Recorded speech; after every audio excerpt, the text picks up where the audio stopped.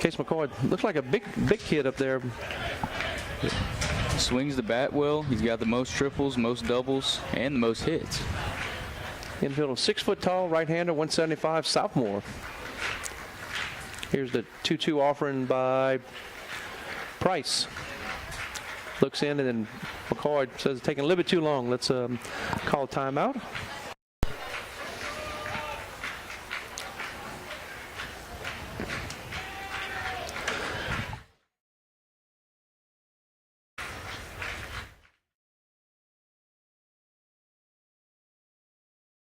Nice breaking ball.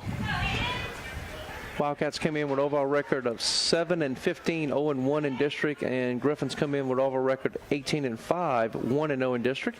And that one loss for the Wildcats west of Dutchtown, that was on the 28th. That was a 4-10 loss to the Griffins. Here's the 2-2 offering again. Outside corner for a strike. So Hayden Price gets the first strikeout of the game. Perfect spot, right on that white. Hard spot to hit, unless you're looking for it. The batter number 40, A.K. Burrell, the center fielder now. A.K. Burrell also batting .379. He's your average leader. 15 singles. He's your single leader as well. He's right behind McCoy on hits with 22. There's a ball on the inside corner. In this new district format, you play each other home and away, and then it's back-to-back. So Wildcats were at Dutchtown, and then Dutchtown here today. Saturday, playing East Ascension. Wildcats will travel to East Ascension. This one inside for a ball. High pitch, must have got away from him. Counts 2-0. So Landon, did you like the back-to-back games against the same district opponent, or you'd rather play them once and then play them again at the bottom of the schedule, basically? I like it back-to-back. It keeps the, you're still fresh on last game. If you lose to them, you got a little bit of vengeance. Mm-hmm. If you win to them, you try to keep that going. I really like playing back-to-back.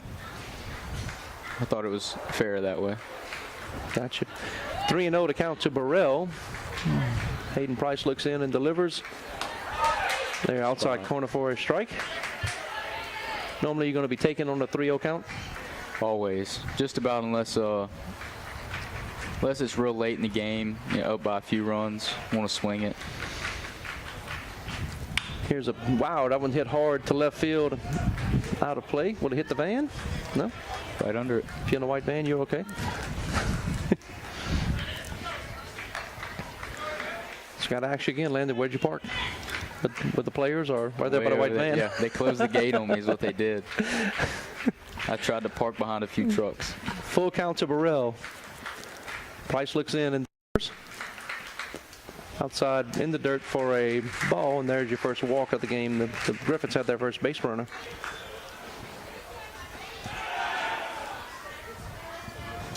Now batting number 2. The batter number 2, Pearson Perrant, the left fielder. Pearson Bront with the only home run on the Griffins.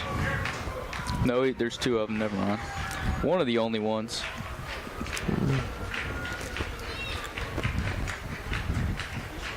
Price looks in.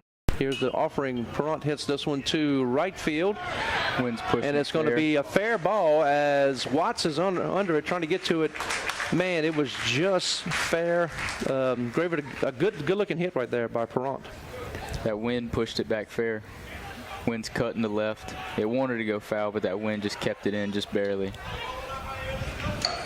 I'll tell you what, Connor Watts gave it a ride there. He was on his horse trying to get to it, but that little cutting, slicing, and then the wind helped it too. It looked like it was fair about a foot. The batter, number 22, Carter Hanberry, the designated hitter. 9 RBIs on the year.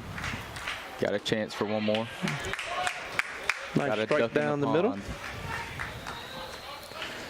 So Hanberry is the designated hitter for the pitcher, I'm guessing. Yeah, number 10 is going to be Jordan Oberly. Got a quick strikeout now. Got a hit falling in, walk the guy. See if they can't roll a double play right here. Get out of it. Runners at first and second. Price looks in, checks the run at second. Here's the delivery. Outside corner for a strike. I think pitching to these Griffins, I think the goal is going to be keep it outside. Don't get anything inside or down the middle. That way they can't pull it, put some power on it. A lot of these guys are big, swing the bat well. Try to keep it on the outside of the plate. Waits for the next pitch. This one outside, and Hayden Pates trying to frame that one. Very good pitch. That's a hard take right there. That umpire can call it both ways. Carter Hanbury, 5'11", 195. Looks bigger than that. Like looks taller than that. Here's the offering. Hits this one right in the center field. Washington under it and makes the catch. And quickly to third base. If you throw to second base, he probably could have doubled him up there. But that's your natural instinct to go to third, right? What a perfect throw. Right at his chest. It's a good thing he didn't run, huh? Huh? It's a good thing he didn't run. I Yeah, you're think right. he might have had him. Well, that's 2 outs as Washington made a good play out there. The batter, number 7, Caden Hughes, the right fielder.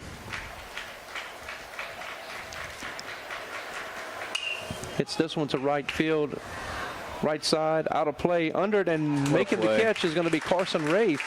And that is going to be the end of the top of the first inning. Great play by Ray, closes out the inning.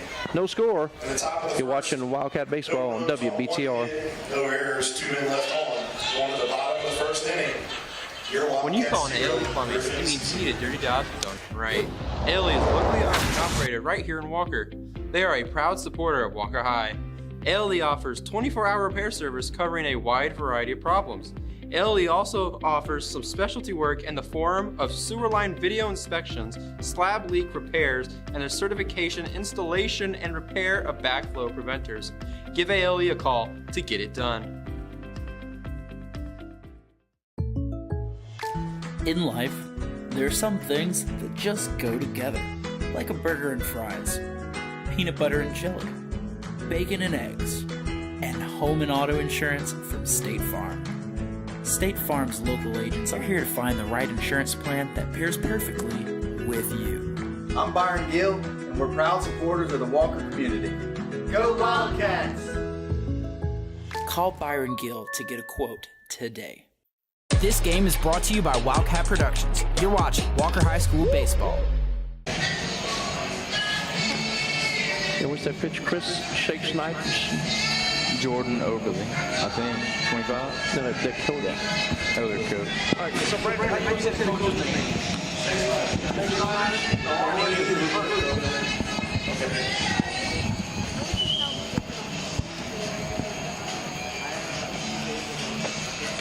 Welcome back to Walker High School. Chris Ledoux along with Landon Kish here. We appreciate you tuning in to tonight's broadcast between the Dutchtown Griffins and the Walker Wildcats.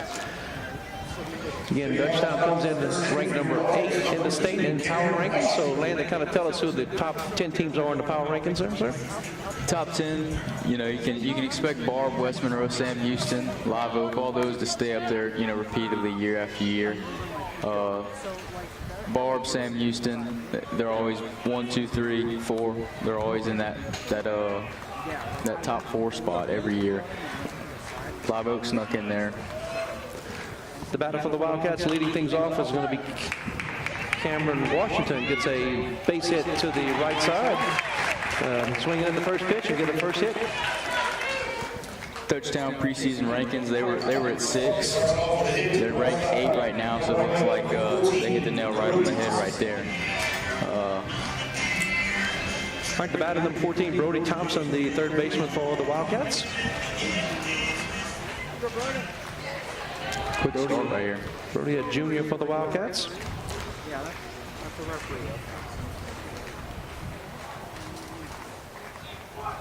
Big breaking ball there. Misses a little bit high. And you got some numbers on the starting pitcher for the Griffins there, Jordan Oberly. Yeah, Jordan Oberly, overall record of 3-1, 26 innings pitched. He's your innings pitch guy. He's got the most innings pitched out of everybody. Overall ERA of 1.33. It's a low ERA with that many innings pitched. Also your strikeout leader with a total of 24 on the year. 1-0 the count as he chases Washington back. Oberle looks in. Here's a foul ball. Wakes everybody up in the stands as it hits the 10. Counts 1-1. Trying to get that guy over to second real quick. See if their three-hole can't get a hit and score them, get a quick run on the board. 1-1 to count to Thompson. Here's the pitch. Nicely put down bunt over to first base in time. Gets the job and done. Thompson will get the sacrifice. Ray Thompson with the sacrifice. Moves Washington to second base. That'll bring up number 12, Braylon Ainsworth.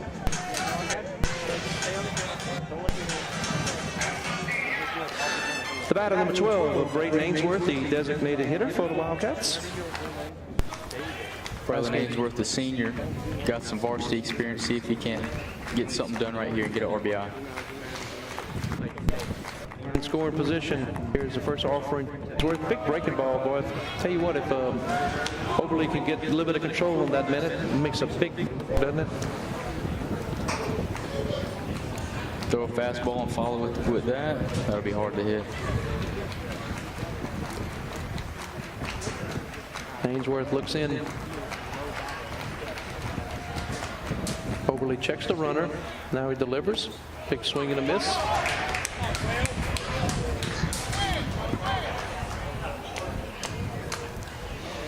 There you see some of the different camera angles offered to you here by Walker High School. And there's another new camera angle for you with the new outfield camera. Wow, that had some heat right there. So, Landon, you're a former player, played for the Wildcats last year. How much do you think what velocity he's getting at right now? He's probably mid-80s, 86, 87, if I had to guess. A little bit far, but 2-1 to count to Ainsworth. Here's a nice looking pitch right down the middle. he's got a little bit of cut on his fastball. It's running in on him. Jam him. That's a hard pitch to.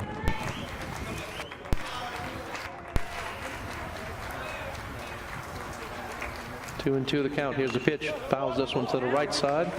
Out of play in the player's parking lot.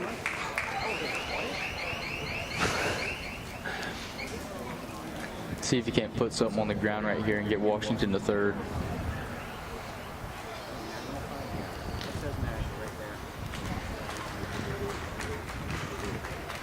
Two and two. Here's the pitch. Right down the middle and deep in the center field. Under it and making the catch is going to be Burrell for out number 2. Number 4, Ray. Hey, that went pretty good. It looked like it was going to be deeper than what it went, but Burrell played it well, right? Played it real well. He ran up on it quick, saw he had time, slowed down, got under it. The batter, number 4, Carson Ray, first baseman.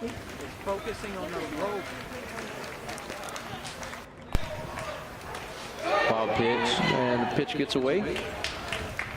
Washington gets the third on the wild pitch.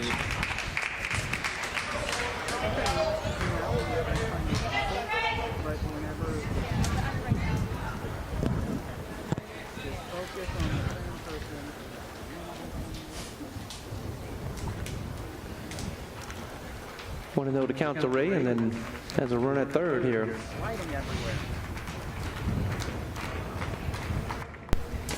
Big swing and a miss for a strike. Tell you what, Landon, both pitchers have thrown a couple of balls in the dirt here and there, so an opportunity for the Wildcats should that happen again. 1-1. Here's the pitch. A little hot. Counts 2-1.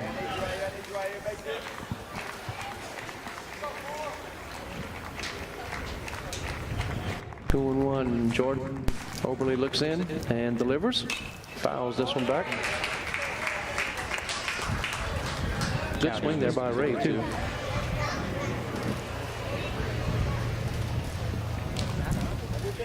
Good swings. He looks on time. He's fouled him right back. The 2-2 delivery, here it is. Ooh, barely missed on that one. Good looking pitch, though. 3-2's got to protect right here.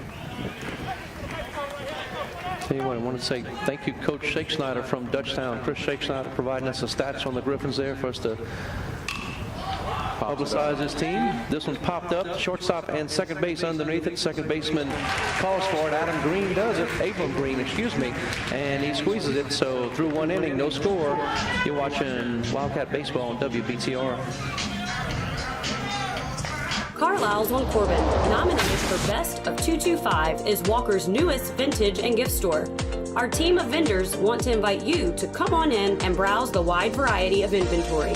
The abundance of home decor, timeless treasures, and vintage furniture at Carlisle's will make furnishing a new home or redecorating your current home easy and affordable. Take the quick drive to 31010 North Corbin Road. Carlisle's on Corbin, the shop that has it all. Can you just ask someone? I don't think they have the cut I need. Could you please cut a 2-inch ribeye for him? Absolutely, we're here for you. Just ask. Hey, do y'all make custom sandwich trays? I have a baby shower I need to go to. Absolutely, we're here for you. I guess I could just ask. Hey, do y'all have gluten-free flour? Yes, ma'am, we do. We're here for you. At Carter's, we're here for you, because not everyone's needs can be found right off the shelf. All you have to do is ask. This game is brought to you by Wildcat Productions. You're watching Walker High School Baseball. Inverter. Hello, welcome back to Walker High School. Chris Ledoux along with Landon Kish here. We appreciate you tuning into today's broadcast. Landon, a senior last year, graduated, and decided to come back and help us out with the broadcast. So thank you for coming here, Landon, today. Great opportunity. It's real fun. It's a different perspective than being on the field. We go to the top of the second inning. The batter is going to be number 8, Jackson Barrett.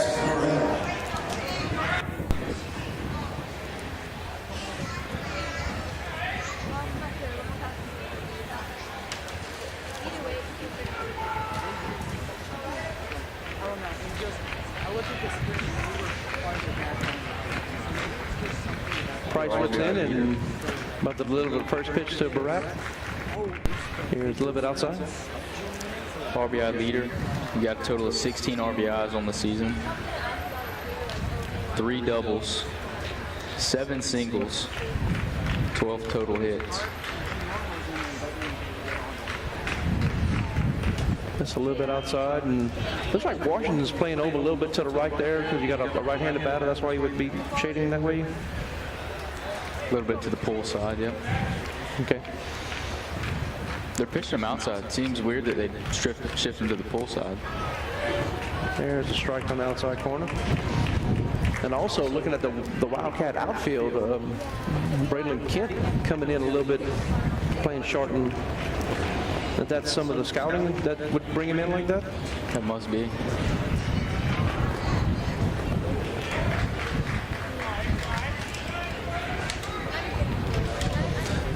So how did they do that from the dugout, telling you where to play as far as the outfield? They gotta like use a towel to just tell you? They'll have some hand signs that they use. They'll come out, they'll walk in the dugout and just, you kind of look for them as you're in the outfield. Plus the coaches kind of talk to you before and they kind of give you a rundown of, you know, who you're playing, what they do. All right. That is the second walk issued by Price. So Barat will make his way to first base. The batter, number 5, Cooper Daly, the first baseman.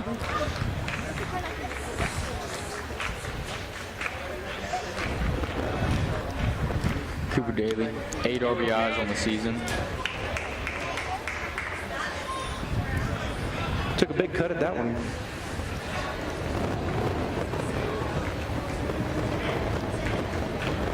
.56 total at bats on the season. That's a good bit at bats going into district. Seen a lot of pitching, a little bit inside. This one a little bit inside, and I tell you what, we got a fantastic day here of baseball at Wildcat Field. 72 degrees, the wind is blowing, and it just feels fantastic. Couldn't ask for a better day. No clouds. Cooper Daly looks at the second strike, inside corner.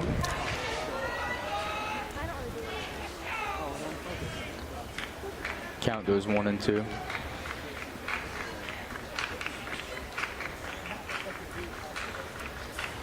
One and two to Daly.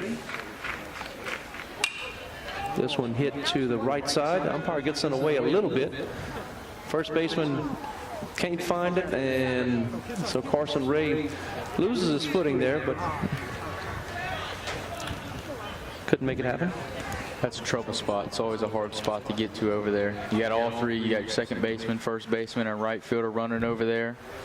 Kind of got the sun factor playing in, and you got a lot of wind today. Yeah, it's like every factor you can have is in there, right?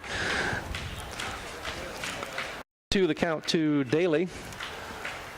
Price looks in. Here's the delivery. Hits this one hard through the gap there. Nice job of hitting right there by Daly.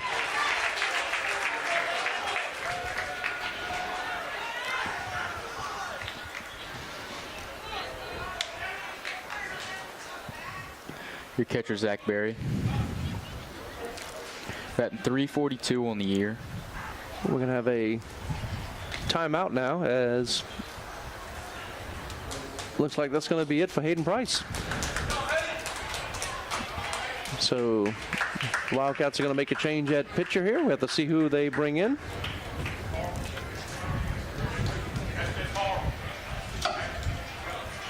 New pitcher for the Wildcats, number 3, Hunter Granger. So the new pitcher will be number 3, Hunter Granger.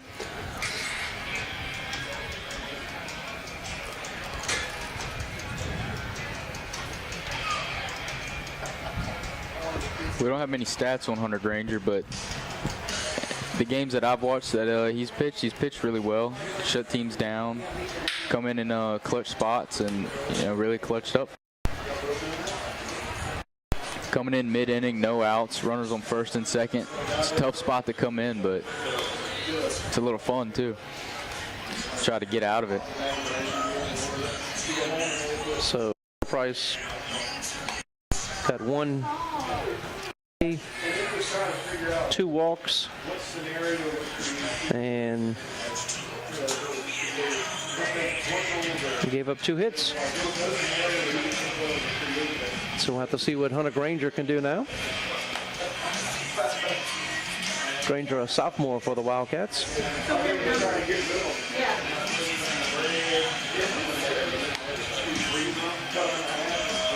So you're surprised they make a pitching change this early with score 0-0?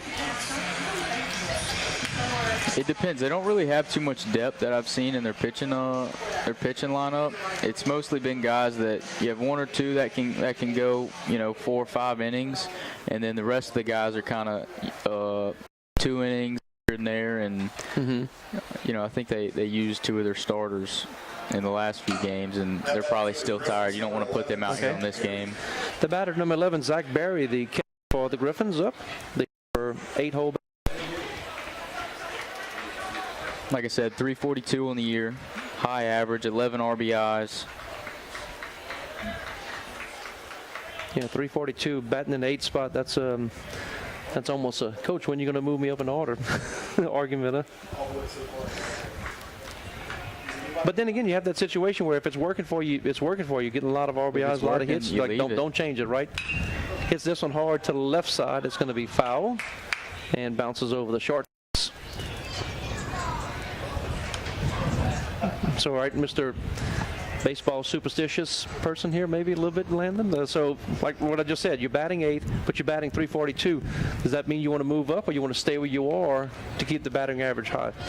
You stay where you are because batting lower in the lineup, you tend to see more fastballs, and just hit a fastball there, one hop the wall. I think he's liking them.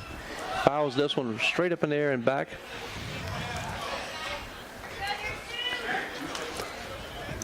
A lot of times when you're batting lower in the lineup, you see those fastballs, you get real hot. The coach will move you up, and you see more curveballs or just moving the number up. It's completely different. You won't get as hot. You'll kind of cool down. Not bad as well. 1-2 the count here.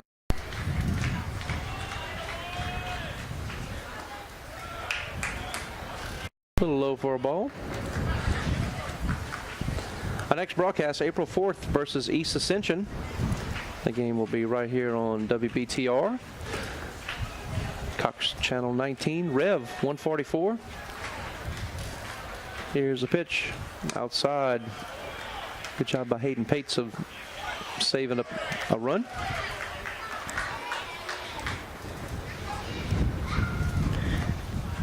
Full count to Zach Berry.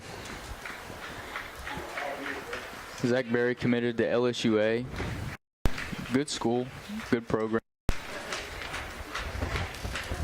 Here's a pitch, swing and a miss, and that's going to be a strikeout. First strikeout of the game for Hunter Granger.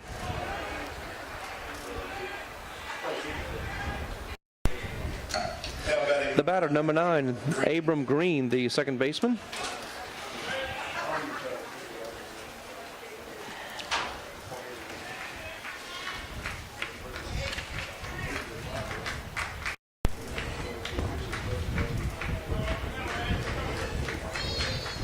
Looks in his first pitch to Green.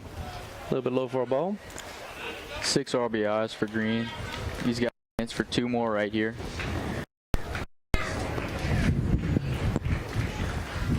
And Griffin's at first and second.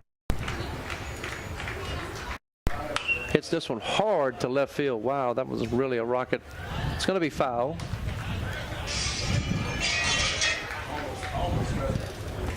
Green a total of 8 walks on the year.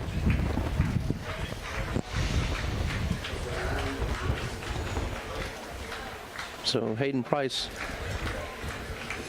gets credit for the runners on base right now. Here's a pitch. Oh, strike on the outside corner. Good pitch. I don't think the Griffin fans like that too much. How you saw it, Landon? It was a strike. He called it a strike, so it's a strike, right? You are correct. I'm trying to put you on the spot there.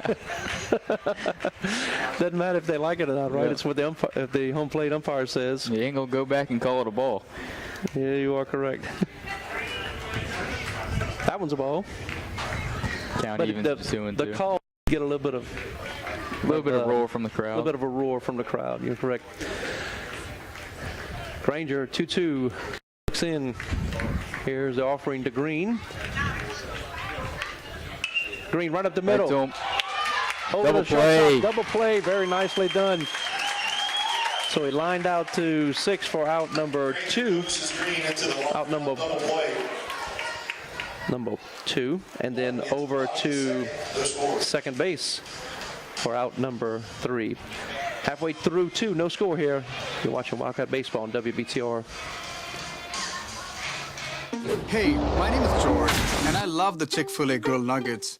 It's like me grilling at home. It tastes very similar to that, except the seasoning. I probably can't season it as well as Chick-fil-A does. The chicken's super tender, and honestly, the best nuggets I've ever tasted. Life's hard. You want to get it right, we want to help. Maybe you feel like Christians are more known for what they're against. But we want you to know that God is for you, and we are for you. No matter who you are, or where you are on life's journey, we have a place for you. We'd love for you to come and check it out.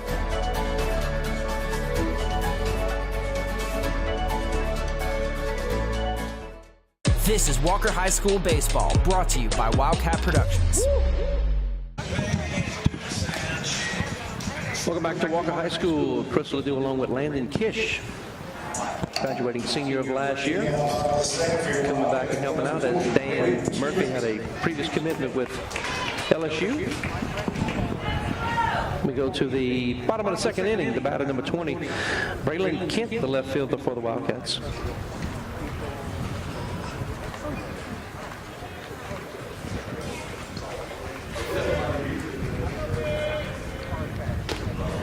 Here's a strike to Kent. Braylon Kent, a freshman, I believe, had a few the last time I broadcasted. Put a line on the ball, really hit it hard. Last game, Braylon went 1 for 3 with a single and a run scored. So, good memory there, Landon. 1-1 to count. This one outside for a ball.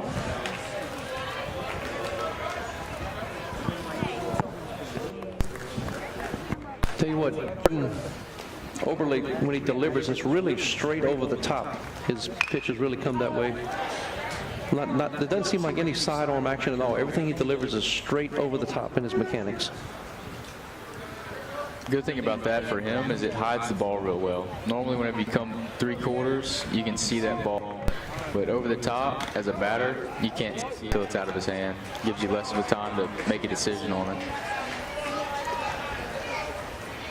And Oberle runs the count full to Kent. Here's Kent. Swings at a high one, and it's going to be the first strikeout of the game for Oberle, out number 1. Now batting number 10, Connor Watts. Senior Connor Watts up to bat. The batter number 10, Connor Watts, the right fielder up now.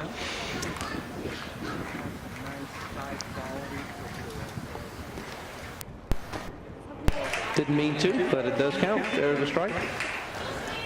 So how's that feeling whenever you do that, you swing, you're like, oh, why did I just do that?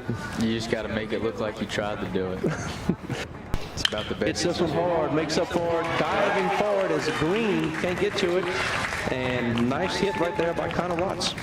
He stayed really inside that ball. That ball looked a little bit inside and he put it right at the second baseman. You can't ask for a better swing on that. Here we have a replay. Good job by the digital media guys and girls back at the studio. Mr. Michael Hilbun, the teacher, and great job by the camera work and the good job play person working the replay back at the studio. The batter, number 7, Gatlin Steele, the shortstop. Under third baseman comes up. Barat over to first in time for out number 2. Steele with the productive out to move the runner to second base. That'll bring up number 34, Zachary Mayo. 2 outs, 34, Zachary Mayo up to bat. The batter, number 34, Zachary Mayo, the second baseman for the Wildcats now.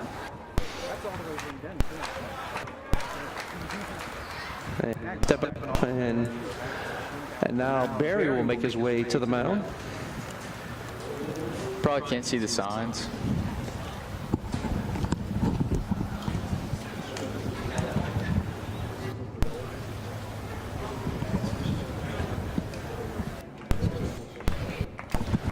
All right, that was a quick meeting at the mound.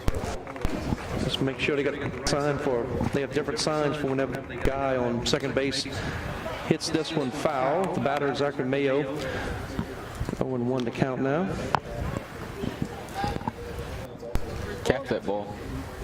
Put some spin on it. So a lot of times the visit to the mound is like the head coach tells you to go do that, or depending.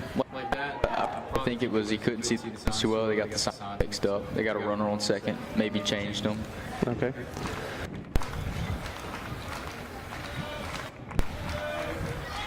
Here's the pitch. Big swing and a miss.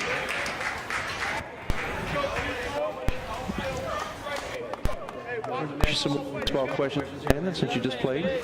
So Mayo has the long socks, and then not many people use that. So how do you determine where the long socks are? Go pants all the way down to the shoes. A lot of guys, you know, if you're batting hot in the short pants, you wear the short pants. It's superstition. Goes back to superstition. That or whatever you feel good in. Good, look good, play good. 0-2 to count to Mayo inside. Got it. So now it's not just his pants tucked in. He actually wears shorter pants on. That They're made to be short. They have elastic around them that they go right below the knee. 1-2. There's a strikeout. Looked a little Out number 3. Through 2 innings, no score. You're watching Wildcat Baseball on PTR.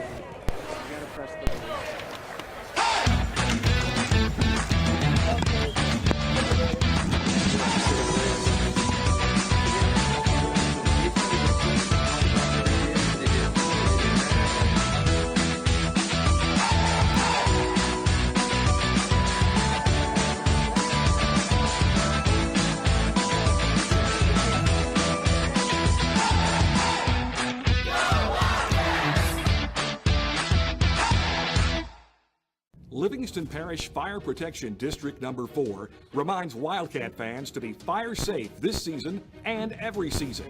District 4 consists of volunteer and professional firefighters, men and women of your community, your neighbors, providing fire protection and life-saving first response for accidents and medical emergencies.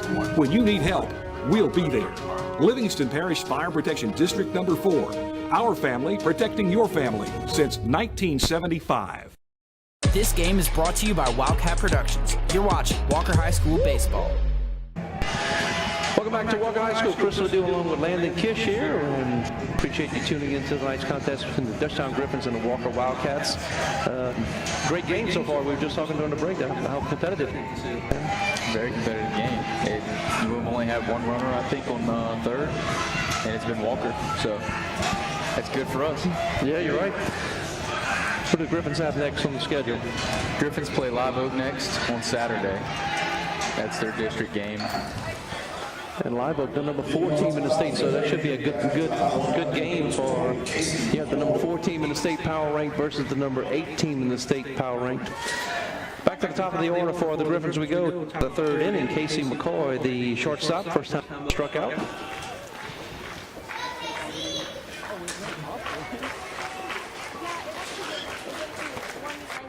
Granger looks in and delivers. Hard, hit hard. It's going to be a fair ball. Good job by McCall. We'll have to see how far he goes. We mentioned how speedy he was, and you mentioned earlier that he was a lead the team in singles too, right? Adding a double onto it. Smoked that ball down the line. No chance to grab it. Easy stand-up double. Stand-up double for McCoy. And the next doubles you have coming in. He had 5, now he's got 6. 6 doubles now for McCoy. So the batter number 40, A.K. Burrell, the center fielder, first time up, walked.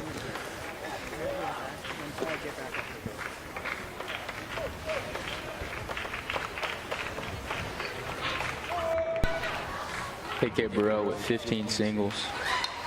Offers a bunt. He's one down. Hopefully Thompson over to first base, a little bit off the mark, and the Griffins are going to be able to score on the throwing error.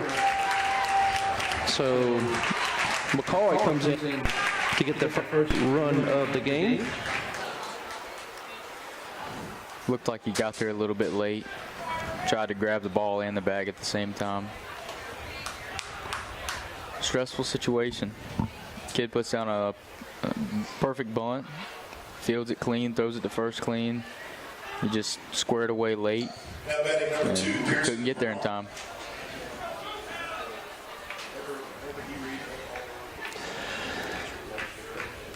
The batter number 2, Pearson Perrant, the left fielder, first time up at a single. It's a little bit outside for a ball. Perrant committed to football next year at Tulane. Also first team all-district last year. So Perrant, senior now for the Griffins. 5'8", 180-pound senior. It's a little bit outside for a ball. Going to play football at Tulane, huh? Tulane beat USC in the Cotton Bowl. So going to a good program over there in New Orleans. 2-0, he's looking for something to hit right here. Inside move. Good idea. Got a speedy guy on second. Just give him a look. Let him know he's there.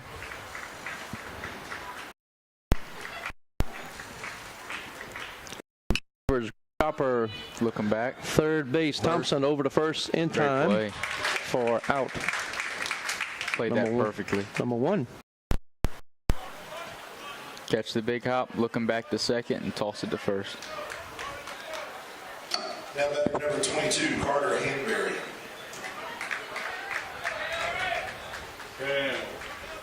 Down.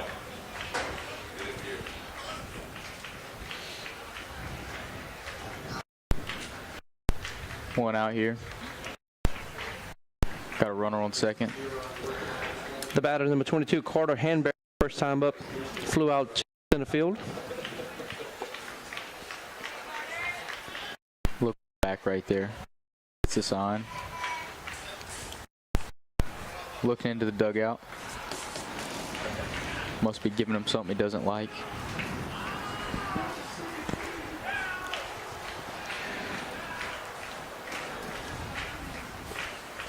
Come set. Hunter Granger looks in. Here's the delivery.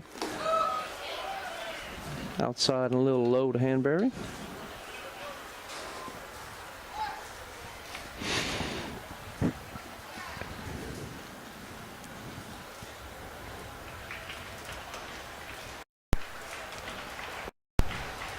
Hits this one hard to center field. It under it is Washington. Gets there and makes the catch. Quickly to third. Nice throw. A little bit off the mark. But the runner does advance as Burrell will advance to base. About 2 feet to the right. 2 or 3 feet. Throw beats him. It'd have been close, but if he'd put the tag on him, he'd be out. Now batting number 7. It was a hard throw for Washington as he was making that curve, trying to catch the ball and trying to get the runner and keep him in his vision. The batter, number 7, Camden Hughes, the right fielder. First time up, flew out to the baseman. A little high for a strike. Start him off with a strike, completely changes the at-bat. Puts the pressure on the... There's a big swing by Hughes. See if they don't throw a wave ball right here. Try to throw something he can't hit. See if he'll swing at it. 0-2 the count. Granger looks in and delivers. Good spot. Right where it's supposed to be. And some pitches like that barely miss outside to where they really got to think about the next time you place it there, even though it was a ball, right? Yep. Throw that first one there if the umpire calls it a ball. If you're hitting, you can throw that same pitch. It makes you think twice about it.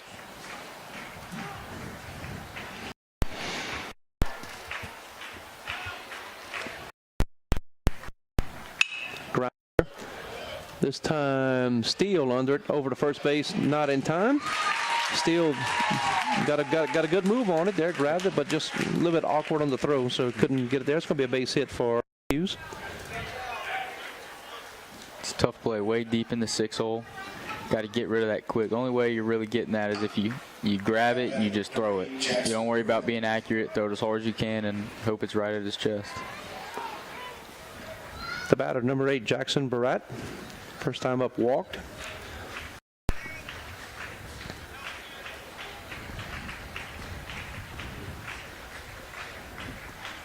Hits this one hard to right field in the air. A lot of people converging under. The right fielder calls it off. Connor Watts squeezes it for out number 3. But the Griffins do score 1 run. Halfway through 3, your score, Griffins 1, Wildcat.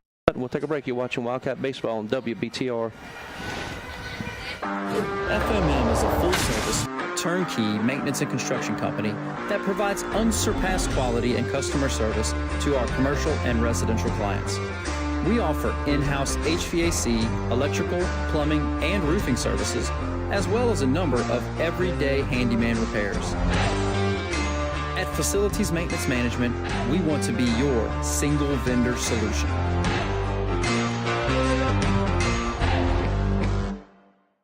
My dream was always to help other people, but when I tried to start my own business, I quickly realized I was in over my head. That's when I called Alina Levine. She helped me navigate the complicated business of starting a business. But the help didn't stop there. Her friendly team of accounting experts handle all of the things that I never thought of when I started this journey, because I started my business to be a counselor, not an accountant. Thanks to Alina, now I'm able to focus on doing what I love, helping other people. You're watching Walker High School Baseball only on WLFT. Welcome back to Wildcat Field here on this beautiful March 30th day. You see the home plate umpire cleaning off the home plate. We go to the bottom of the third inning. It's going to be number 28, Hayden Pates, the catcher. And you see Coach George Tomplay, the third base coach over there. He's going to be working third base. Last time we played, it was Mike Dumiller was the Yep. Fun fact about home plate, it's actually not lined up with the pitcher's mound. Now, what do you mean by that? The home plate is not lined up with the pitcher's mound? It's slightly cockeyed. You can, if you stand on the mound and you look at home plate, it's not facing you. It's a little bit off. Just a little quirky thing. One of the little quirky things, and like you notice it after you've been playing here for 4 years, but do you think the other team don't realize it too? And oh, they realize it. It takes a little bit of adjusting. If you look, he's pitching on the inside part of that mound. That's probably most of the reason why.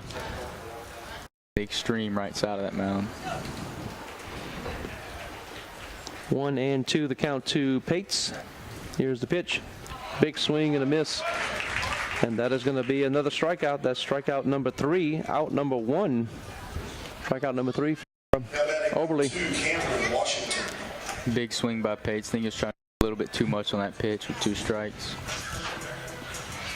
The batter number 2, Cameron Washington, the center fielder, first time up, had a single. One pitch single.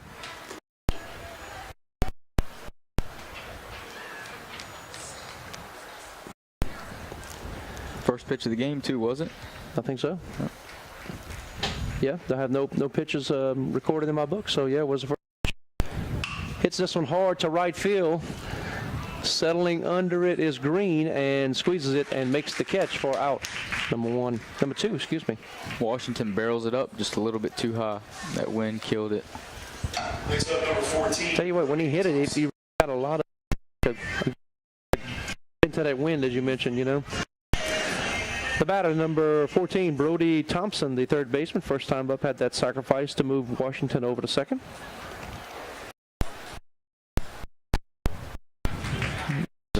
Go by.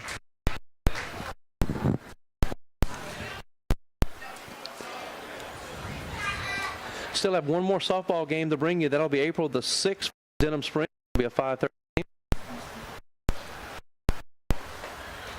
I think they changed all the games 5 o'clock since we made our original schedule. So we will have that April 6th game for you right here on WBTR. So you can watch it on YouTube.com. Search Walker High TV. This one.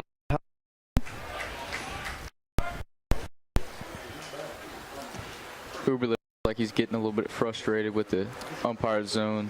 Kind of snatched the ball a little bit. There's a strike.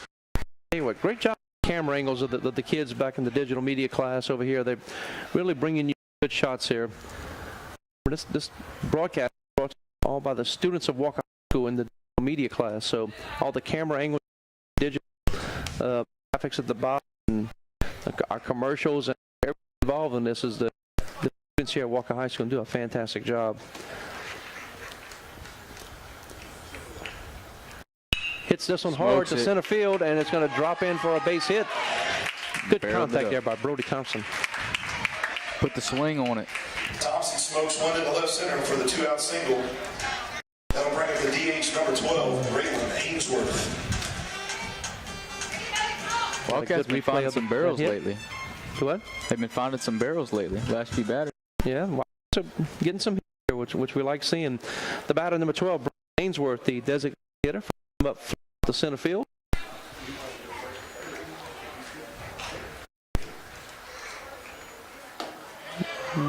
And home plate umpire said that yes, he swing at that one. Or say he swung at it, or it was a call strike. I think it was both. Huh? I think it was both. Yeah. Oopsie. 0-1 count over the top in the center. There we go. For another base hit, even though Burrell was playing way up, it just nice spin on the ball. Hit it where they aren't. There you go. Two-out hit. Number 4, Carson Ray. So Thompson will advance to second on the base hit. Ainsworth will have a hit. The batter, number 4, will be Carson Ray, the first baseman for the Wildcats. First time up, flew out to the second baseman. Coach giving him a talk right here. A little confidence boost. Tell him, get a hit. That's what he's telling him.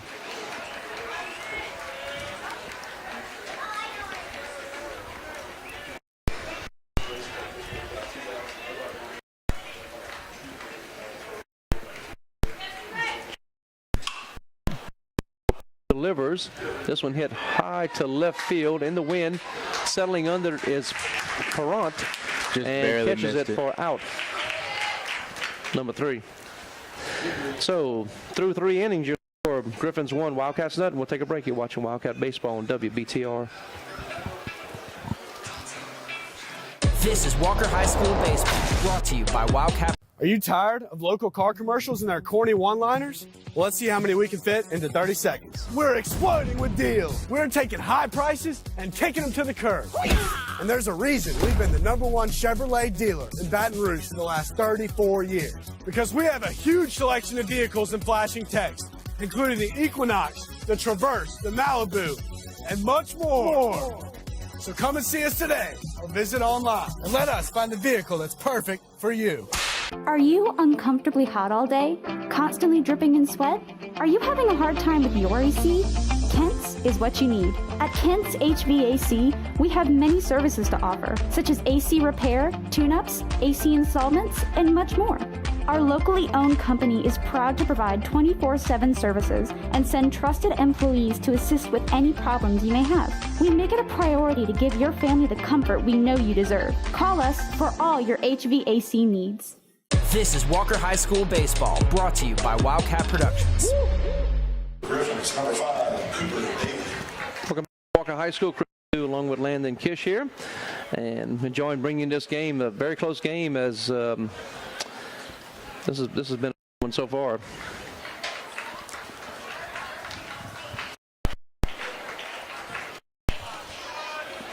Good first pitch strike right there. There's a strike. The batter, number 5, Cooper Daly.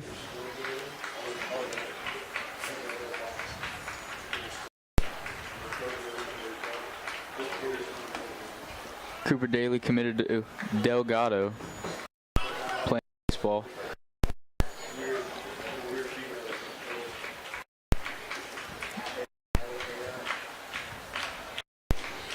There's a pitch. A little bit low for a ball. The Dutchtown has a total of 6, committed to playing sports next level. It's good when you have athletes like that. Here's a pitch. Here's a nice looking pitch for a strike. Tell you what, Hunter Granger's doing a pretty good job coming in second inning.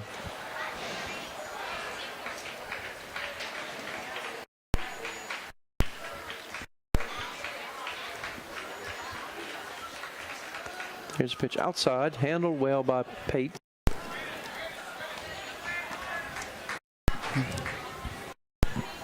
Three, throw something in the zone, try to get a ground ball or a swing and a miss. Full count to Daly. Here's the pitch. Nice pitch. Grounder. High get rid chopper. Of it. Get rid of it. To Steele over to first base. Play. In time. Good job by Steele there on that one. At the mercy of the ball on that play. You're just waiting for it to get down so you can throw it. Yeah, you got plenty of room to get underneath it, settle in, and make sure you get it. And there you go. Great job with the rebound right there, y'all. Great job there, showing us the out at first base. The batter 11, Zach Berry, the catcher, first time up, struck out in the second inning. That's a little bit of ball.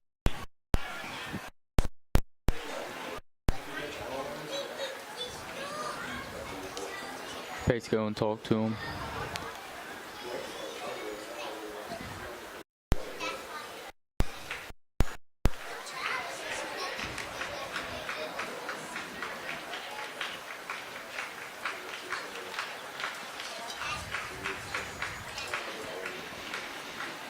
No to count. Here's the pitch. Good pitch. Outside for a strike. Taking the zone right there. I think Dutchtown's gonna have some trouble hitting the ball. You mentioned going to play next year at LSU Alexandria. What the Tigers also or their own? I think they're the Bengals. The Bengals. Okay. Wasn't 100% sure of that. 2-1 to count to Berry. Fouls it into the dugout. Scattered them out real quick, huh? Yep.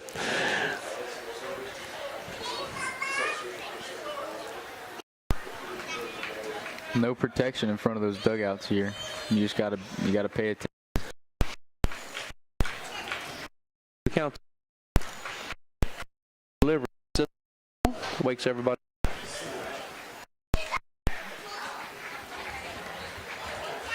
Woo! That almost got very interesting as Barry was taking a practice swing and the umpire was trying to get that baseball. But everybody worked out okay on that one. Here's the 2-2 pitch again. This one to center toward the left side as well. It's going to be fall for a base hit as both Steele and Kent were diving for it, and neither one can get to it tonight. It's going to be a big hit for Barry. Unlucky and lucky for Barry right there. Unlucky because he hit it all into the bat, because he didn't hit it far enough. Got a pinch runner going to first base. It's going to be number 12. Going to go to first base. That's going to be Dakota.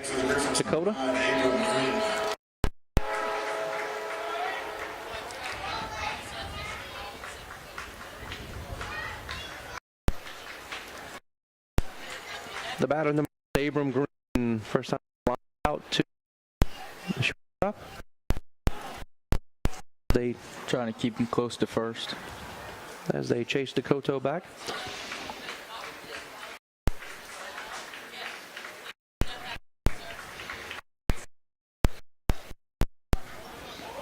For Green.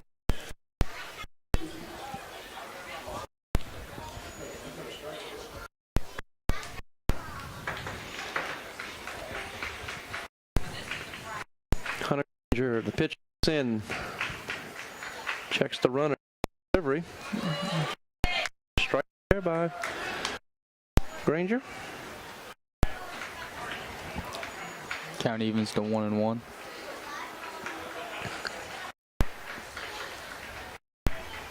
Granger over at first. Now quickly back. Tell you what, one of my little baseball quirks is this, is that anytime and every time you throw to first base, the first baseman always puts the tag. I don't care if he's sitting on the base, I'm always going to touch him every single time because that's a ball right there. The replay of that, because the ball actually hit the bat, even though he didn't swing, it's still a foul ball. I hope we can get a replay of the last pitch and the battle and the way that happened. It's one of the rarities in baseball when that happens. But inside, if it had hit him on his hand, it would have been a walk. I believe that it's your hand, it's just an extension of the bat. It's foul ball anyway. Oh, really? Your fingers and all that, I believe so. Okay. I did not know that. Yeah, that's going to be a foul ball.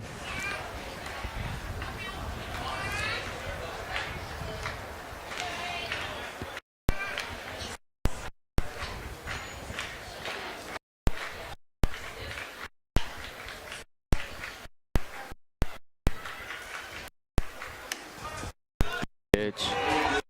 Ball. Looks like that one cut the corner.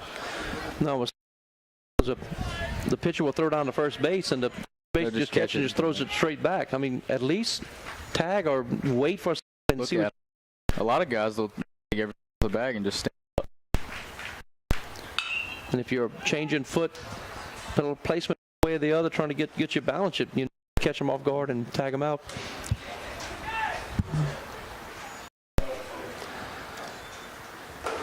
That's just me, though.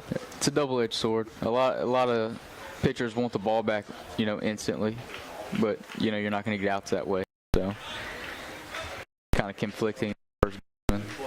2-2. Another foul hit hard again by Abram Green.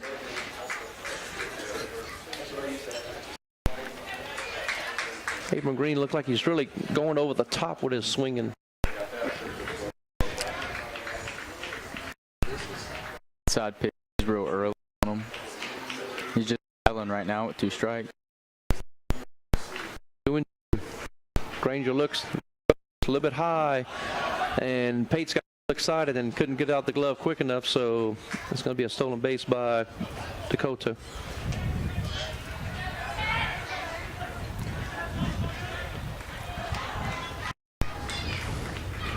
So Dakota down to second base, full count to Green. This one hard to left field. Under it's going to be Kent. Settle in and makes the catch for out number 2.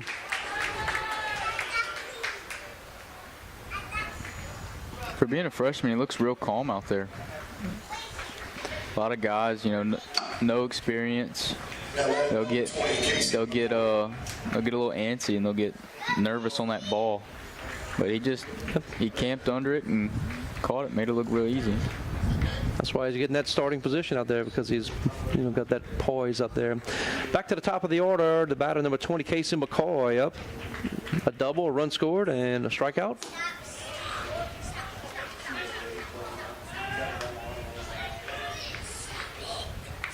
A lot of these Dutchtown guys been pulling the ball. Brody Thompson, they stuck down the line right there, all the way near at the outfield grass and hugging that line. Just a little bit high for a ball.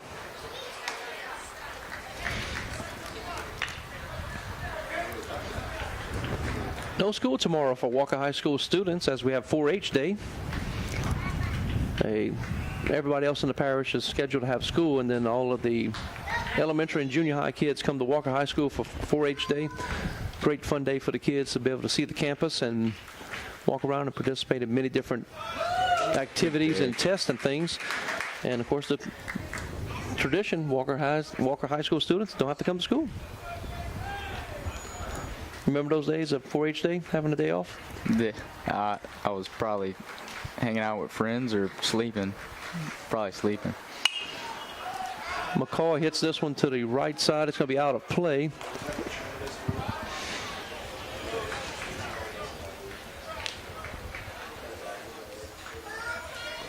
Teachers still have to come. We'll be here and giving the test to the kids. Here's the 2-2, a little bit outside. The run to count full to McCoy. 2 outs. 1 pitch can end the inning right here. Give him a strike. See if he won't roll over one or miss it. Grounder foul. Third base coach. It's hard to get out of those baseball instincts. They're going to grab the ball. But, whenever that stings your hand one time too many, you're like, no, I'm not grabbing these anymore. You got to have soft hands is what they call it. Got to have a little bit of give in them. Here's the full count offering. Another chopper foul to the left side. Every foul ball over there, Brody moves a little bit closer and closer to the line. Ladies and gentlemen, bring your foul balls to the press box. Chris will do it for $5.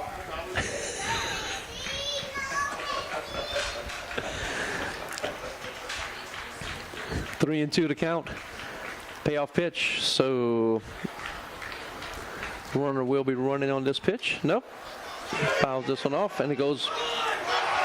You got to throw it first. It's a swing, so we got to go to first base to complete the out, and he does. So that's going to be a strikeout and put out. Strikeout number 3, halfway through 4, your score, Griffins 2, Wildcats nothing. We'll take a break. You're watching Wildcat Baseball on WBTR.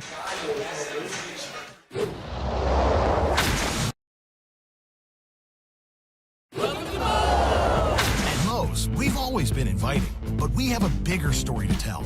A place that welcomes you to be you. Fresh, high-quality ingredients. We got that. Go ahead, do your thing. Come on, let's get weird. We don't judge. Moe's wants you to come in with your crew and their appetites. Dine in, pick up, or order on the Mo Rewards app. Either way, don't just stroll in, roll all in to Moe's Southwest Grill.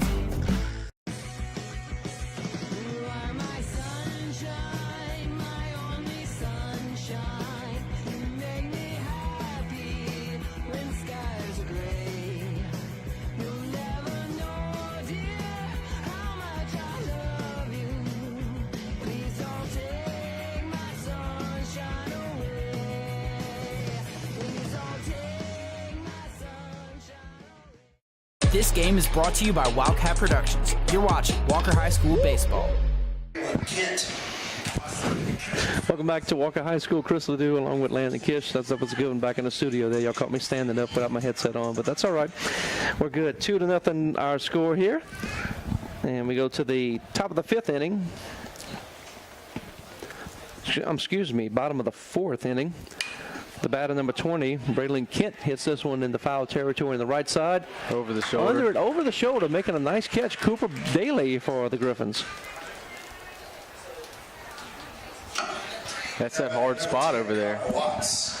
It lofted in the air a little bit too much for Kent, and he got unlucky on that one.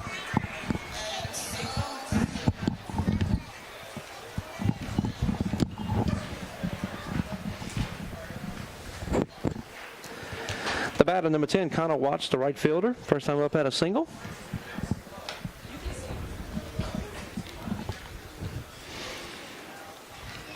Looks at ball 1.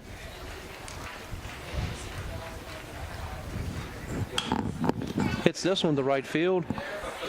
Under it and diving will be the second baseman, Abram Green, for out number 2. Nice looking play by Green right there. Back-to-back outstanding plays by the Griffins. Now batting number 7, Gatlin. Over the shoulder play and a diving play right there.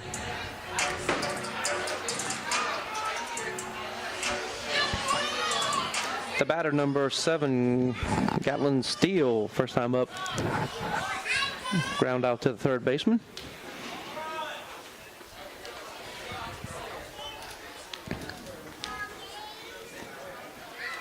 Still doing a little Nomar Garcia Pyra wristband stuff. Look at that big breaking ball. Wow, that was a beautiful pitch right there. Get me over curveball. Let it land in. That's just to catch him off guard. Not necessarily to have a lot of break, just throw it a little softer. And then there's it. They come back with the fastball, as you mentioned earlier. So Oberle now ahead, 0-2 in the count to Steele. Gives him a shake. Hits this one high. Going to be a foul ball. Only way you're hitting that first pitch curveball is really if you're looking for it. You got to be sitting on it. And he hadn't thrown too many of them this game, so I wouldn't expect anybody looking for it. Steele hit the first pitch in his first at bat, and then he's hitting everything now. But wisely, does this one go as a ball?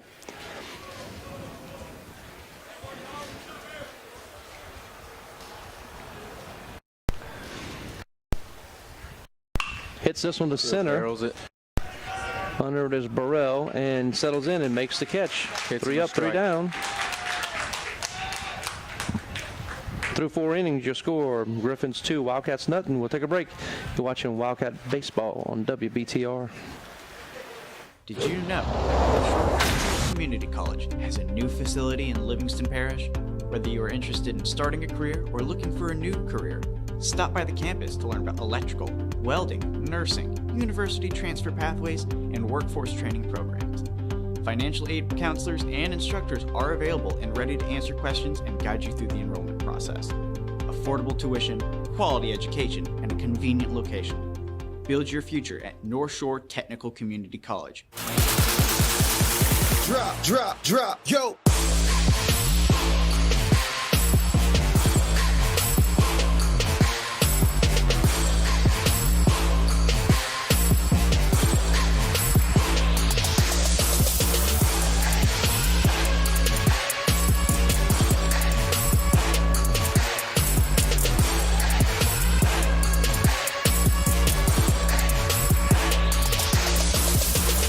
You're watching Walker High School baseball only on WBRZ. Back at Wildcat Field, Chris Ledoux along with Landon Kish. We have a new pitcher for the Walker Wildcats. Number 15, Jackson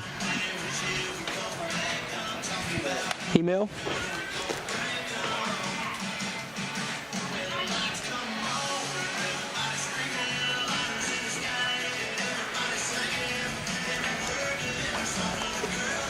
Jackson Hemel, a sophomore for the Wildcats. And he comes in at the top of the 5th inning. One of their go-to guys. He's quite a few of the games that I've watched, he's found his way in and pitching a few innings, in those games. So they trust him a lot. Lefty. I think he might be their only lefty pitcher that they have. Yeah, usually whenever a dad has a son and he comes out to be a left-handed, like, ooh, he'd be a pitcher. Pitcher or first? Yeah, there you go. Or outfield. Top of the 5th inning, A.K. Burrell, the center fielder, up. 0 for 1. Had a walk, scored a run. Email looks and delivers. Nice breaking Good ball in the slider. outside corner. Wow, good looking pitch right there. Backdoor slider. There you go. Looks Just like caught the edge. Email really goes off to the side with his pitch. Look at his mechanics here. Grounder. Slow roller to the shortstop. Steal. Great over to play. first. In time. Gatlin steal. Very nice play. That's one of the harder plays in baseball, but it's the funnest. Slow roller running up on it, throwing off your back foot. Little sidearm action too, trying to get it over there. Now batting number 2, Pierce. A lot of things going on. Of course, whenever it works, it's fantastic, but just a little hair off, and then it could be a disaster. But very nicely played by Steele. The batter, number 2, Pearson Perrant. A lot of movement on that pitch as well, so a little bit outside, but all of his pitches so far have had a lot of movement. Fastball, slider. Fastball's running away from righties. That slider's breaking a lot. Inside for a ball.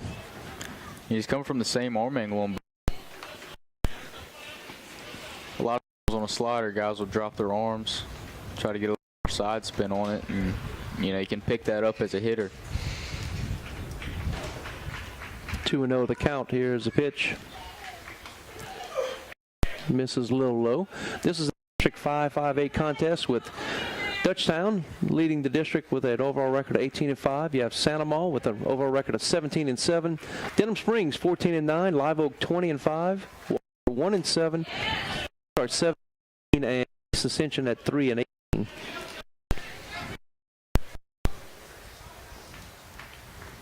Three and 1 to count. Pearson now. Here's a pitch. Hit on foul to the right side. Out of play.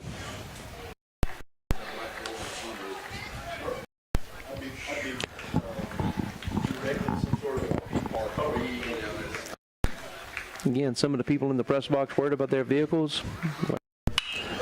Grounder, Down the nicely line. played at third base. Thompson over to first in Great time. Great job as guarding that first baseman you mentioned. He was over guarding the line and it paid off. Playing right on top. Just fell over and caught it. Didn't barely have to move. That's smart baseball. You see they're pulling the ball. You play closer to the line and they'll hit it right at you. 2 outs. The batter, number 22, Carter Hanberry, the designated hitter. 0 for 2. Both balls hit the center field.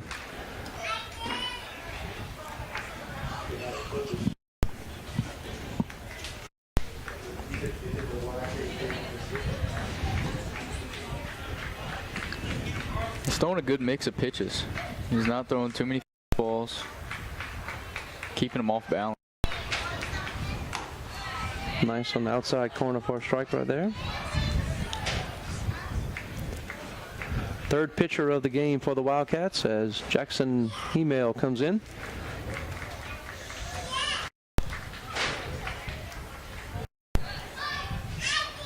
Need to fine-tune that breaking ball a little bit.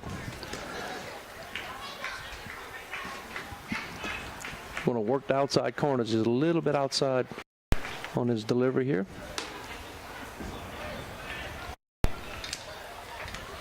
Lefty pitching, he's throwing 3/4. He's standing on the right side of that mound. Everything he's throwing is coming into the righty. That forces the hitter to stay inside of. Can't on it as much. There's a walk, so Carter Hanbury will have his first trip to the bases here today. Now batting number 7. The batter number 7, Hughes, up 1-4-2 with a single. Got him.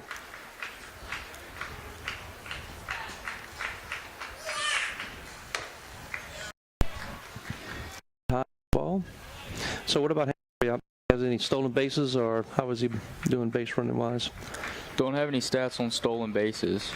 But got a decent lead over at first. Got a lefty keeping him close. Hits this one hard to the left side. It's going to be foul. I'm sorry, bases got cut off when I was printing. I apologize for that. But again, thanks to Chris Shakespeare, the head coach for the Griffins, of providing all the pitching stats and hidden stats. Really enhances the broadcast tremendously. 1-1 to count now to Hughes. Grounder, third base, right in that same area once again. Thompson over to first base, not in time, but I'll tell you what, the Griffins are really playing it right on that every single time they hit the ball. Some action. We can give Hughes a single on that one, right? Cool. Yeah. Yep. So Hanbury will make his way to second after the single. And now we'll have a timeout as the Wildcats will come in.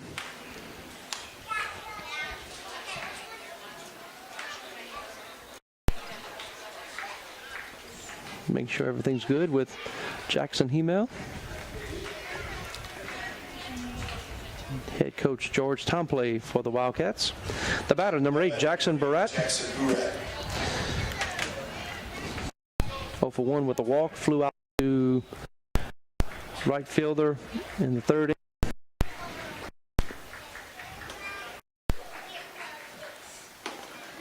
Good pitch. Outside breaking ball for a ball. It might have played me. Got a little bit of the corner maybe.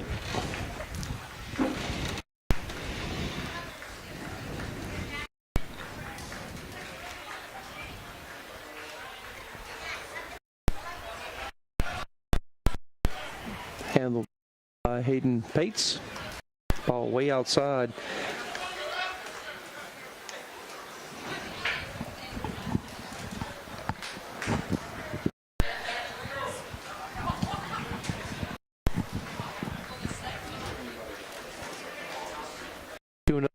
And there's a strike to Barrett.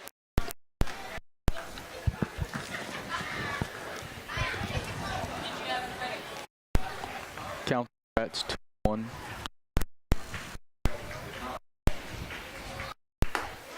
Good pitch. Here's a strike. Nice looking pitch by Hemel.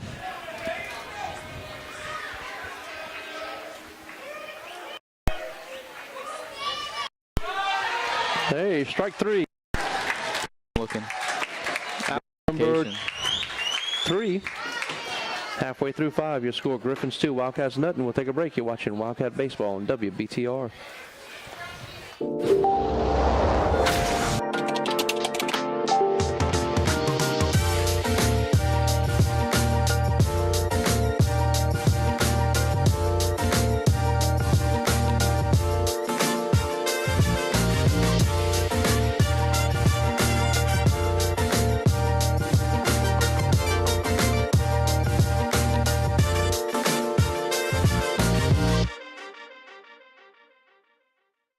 History repeats itself. We've all heard the phrase, but what happens when history becomes lethal? In 1964, the U.S. Surgeon General issued a report citing health risks with smoking. Marlboro Cigarettes releases a statement. Today's teenager is tomorrow's potential customer. Now, in 2022, e-cigarette popularity skyrockets. This reality is no longer a battle of the past, but a war of the present. History repeats itself, but maybe it doesn't have to. This is Walker High School Baseball, brought to you by Wildcat Productions. Inning for the Wildcats, number 34, Zachary Mayo. Welcome back to Walker High School. Chris Ledoux along with Mr. Landon Kish, graduating senior last year, and a baseball player for the Wildcats. Pitcher, shortstop, third base. Anything else you played? That's it. Pitcher, shortstop. A little bit of second. A little bit of second also.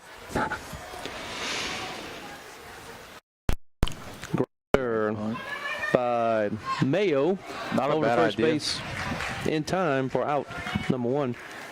That's not a bad idea. Don't have too many guys on. Might as well try it. Now batting number 28, Hayden Pitts. Handled nicely by Overly. I think if he pushes it a little bit harder, gets it maybe past the pitcher a little bit further, he might beat that out. The batter, number 28, Hayden Pates, the catcher. Struck out in the 3rd inning. It's a little low for a ball to Pates.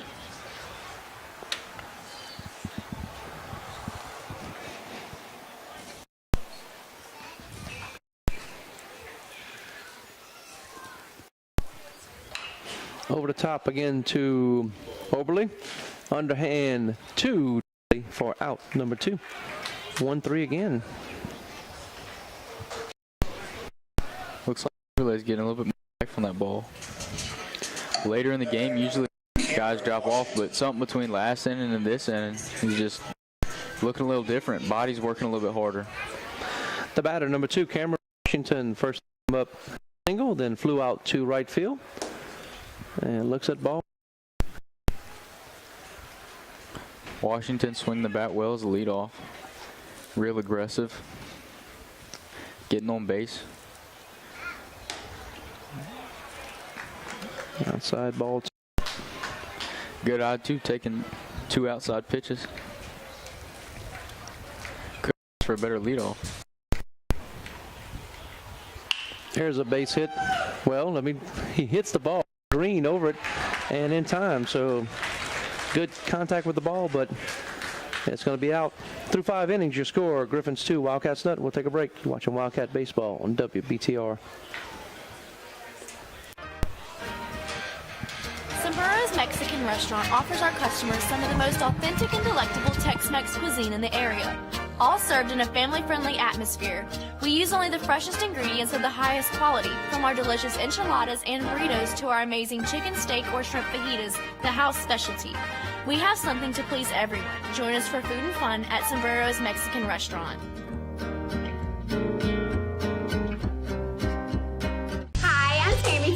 And I'm Brandy Walker. Do you have a roof leak, wind damage, or missing shingles? Well, Teal Roofing is here for you. Call for your free roof inspection and we can work directly with your insurance company. We are a local and family-owned business. Both of us are proud Walker High alumni and proud to serve our community. At Teal Roofing, your roof is our passion. And most importantly, go Wildcats! You're watching Walker High School Baseball only on WLFT.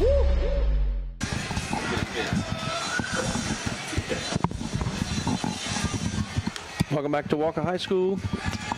Wildcat Field here. This 5A contest between the Dutchtown Griffins and Walker Wildcats. Griffins leading this one 2-0.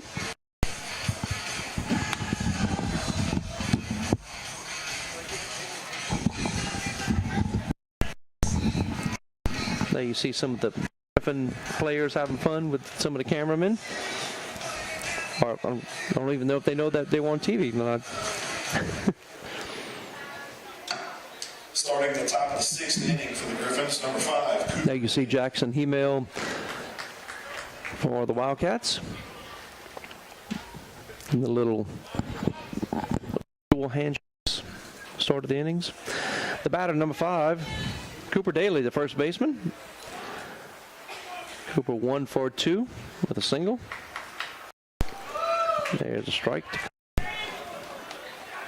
Walker, like they're shifting to the left, got the second baseman shifted, shortstop in the 6 hole, and your third baseman hugging the line. Seems like these guys, good curveball. There's a nice looking pitch again. Seems like they're all pull hitters.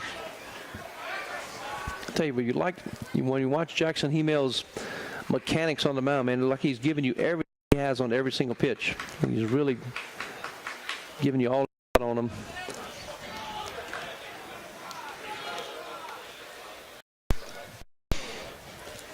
And later in the game that you can do that. Now, not necessarily if you're starting. If you're starting, you're looking long term. You're trying to stay in, you know, as long as you can. Try not to go 100% every pitch, but later in the game, 100% all the time. Fouls this one. Hits the top of the tin covering here in the grandstands.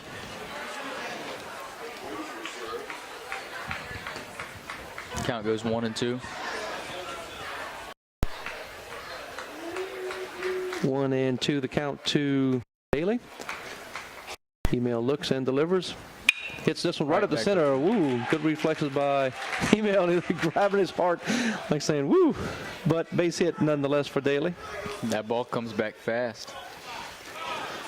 Harder than what you threw it there. Mm-hmm. That'll make you hard to stop there when it comes at you that fast.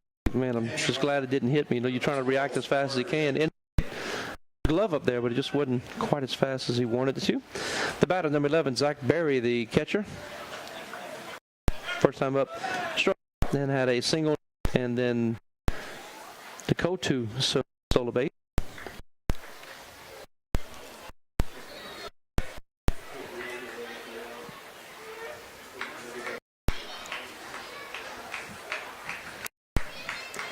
So runner at first base.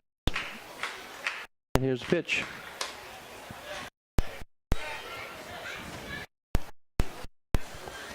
Griffin's not too aggressive on the base paths. Normally in past years they've been really aggressive as far as, you know, hitting base paths, everything. Just real aggressive team ball. There's strike to Berry.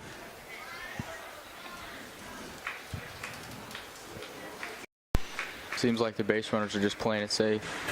Lefty lifts the leg, they take a little step back, and then get their secondary.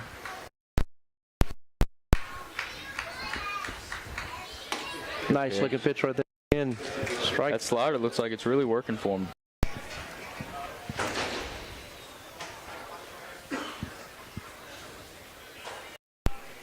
What league ball teams have you seen? Today was day, wasn't it? No, I'm just asking. I don't know. It was. Today was opening day. Today was opening day. I was at work all day. Didn't get a chance. But Instagram, I was scrolling on it, and man, it's just everything scrolling and scrolling and scrolling. Everything's opening day. I love it. So were you able to go see a game ever in your life? I've been to the Houston Astros once, and then the Braves twice. Yeah, I went before. Okay. Well, guess who I have seen in my life? Who? The Astros and the Atlanta Braves. Yeah, those are the two teams I've seen. Now, this is before your time, but I got to see Dale Murphy when he was playing for the Atlanta Braves. And they were playing against the New York Mets, and I got to see Darryl Strawberry also. Big breaking ball, chopper. Third baseman Thompson over to first in time. Good play. Gets rid of it quick. Walker's defense has been really good. Might be mistaken, but no errors this game that I've seen. Got a new batter, number 10. Who's going to be number 10? That's going to be Dylan DeSherry.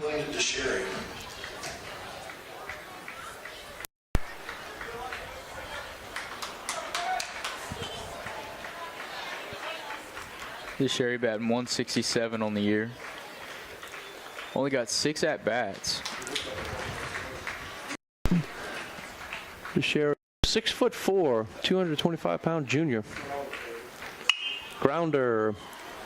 Mayo over to first base in time for out number 2. Coach put him in to do a job, and he did it. Got the runner to third. Productive at bat there by Jerry.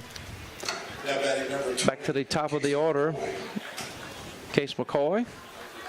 A double, run scored, and 2 strikeouts.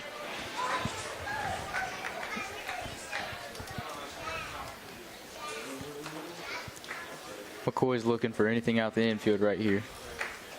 Wanting to get more of a cushion.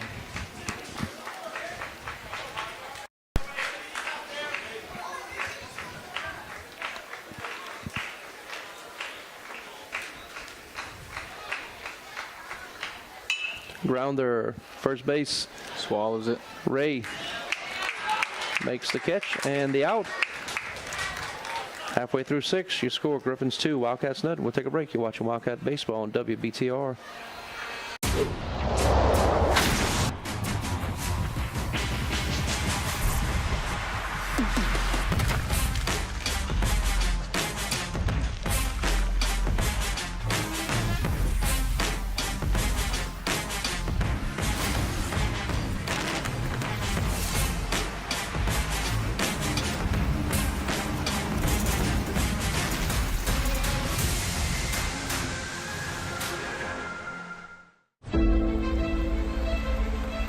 I'm Aaron Ellis. Welcome to Wildcat Stadium in Walker, America. After graduating from Walker High, I served in the Navy, then attended LSU on the GI Bill. I've been fortunate to be able to serve our community in many ways over the years. I want to continue to serve by helping you solve your problems. Aaron Ellis, State Representative, District 95. This is Walker High School Baseball, brought to you by Wildcat Productions. Welcome back to Walker High School. Chris Ledoux along with Landon Kish there. We were talking about when I went to see the Braves play, and Dale Murphy was batting. Of course, he was a little bit later in his career, but took a bat, and, sometimes the bat will come out your hand.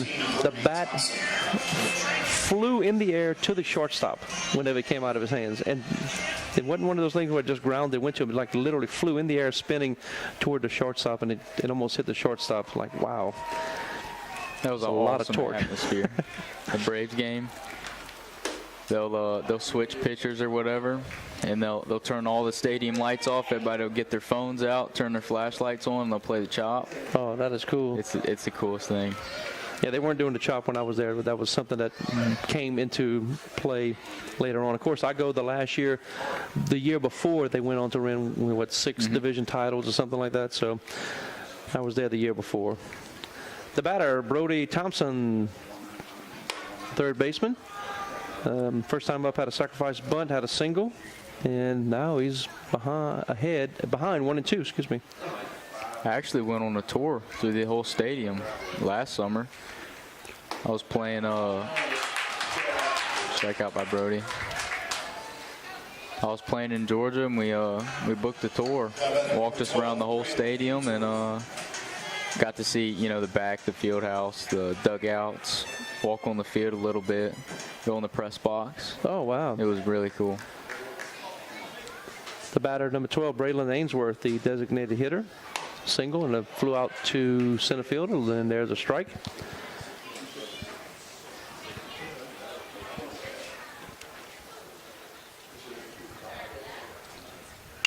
Grounder, McCoy over to first base, and Daly squeezes it for out, number 2. McCoy played that perfect.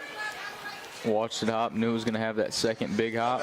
Hopped right through his chest, shuffled through it right to first. The batter, number 4, Carson Ray, first baseman, 0 for 2 tonight.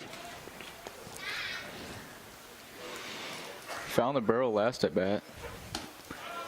Hit it to the wall. A little bit too high, but it might have went if he'd hit it on the line. Wildcats doing a good job of getting the bat on the ball, but not getting any runs across the plate.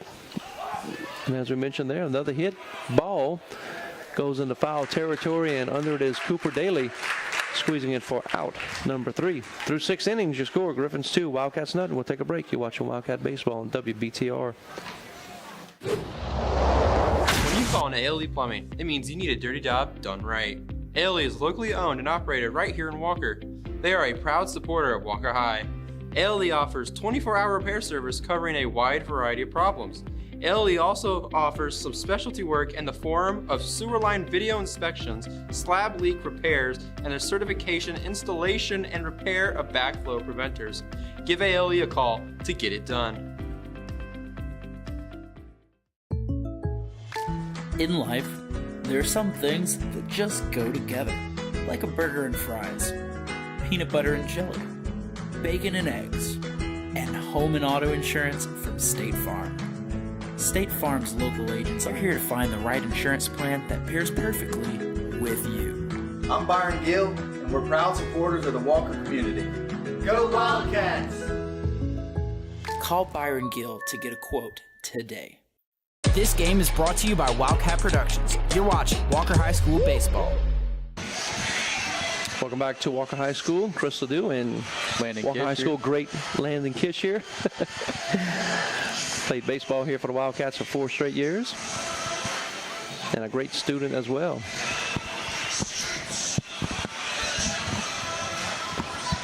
We have a new pitcher on the mound there. Who we got pitching there, Landon? Braylon Ainsworth, number 12, senior.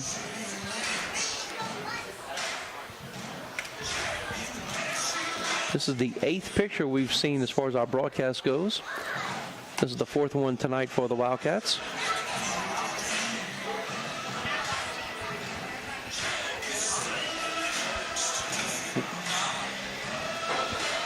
Good throw down. For Bates.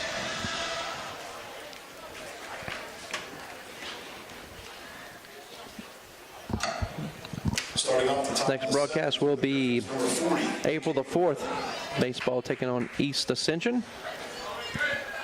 And our last softball game will be April the 6th. Softball taking on Denham Springs. There you see the baseball schedule. There's April. Then we have April the 6th versus Live Oak.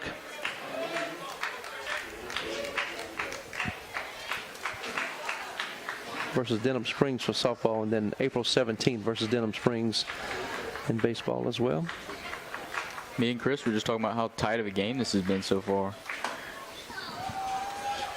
Besides that 1 inning where they pieced together, 2 hits, I mean, yeah, it's 0-0.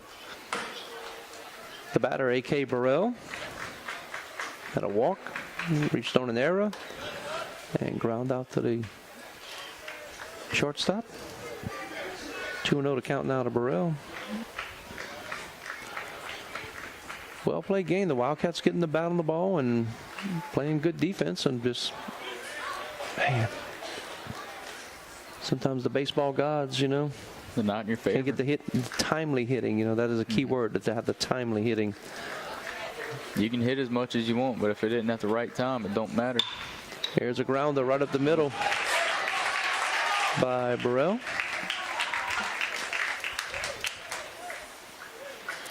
A.K. Burrell going to play football at Furman University. Second team All-District last year as a sophomore, too. Now batting number 2, Pearson Perot. So Burrell will get credit for a single. The batter, number 2, Pearson Perot, had a single and 2 ground outs to the third baseman. When the Griffins get the bat on the ball, they really put a charge in it. Flies off that bat. So Brody Thompson, the third baseman for the Wildcats, playing up and on the line. Just a little bit outside.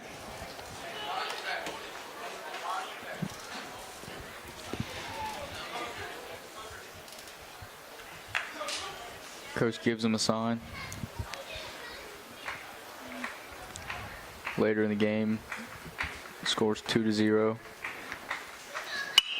Hits this one hard to the third base side. Diving is Steele, can't make the play. And it will be Kent out there bringing it in, but it will be a base hit for Perot.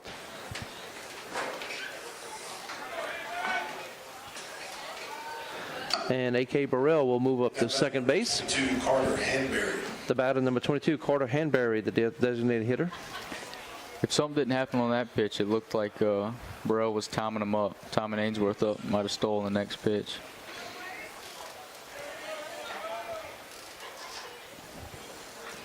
So Carter Hanbury 0 for 2. Flew out the center field twice and had a walk. Pass ball, and the runners will advance. We're going to call that a wild pitch or a pass ball. What are we going to do? Wild pitch. Wild pitch. Looks like he held on to it just a little bit too long. So there's a Infield ball. playing in, trying to keep the score at 2-0.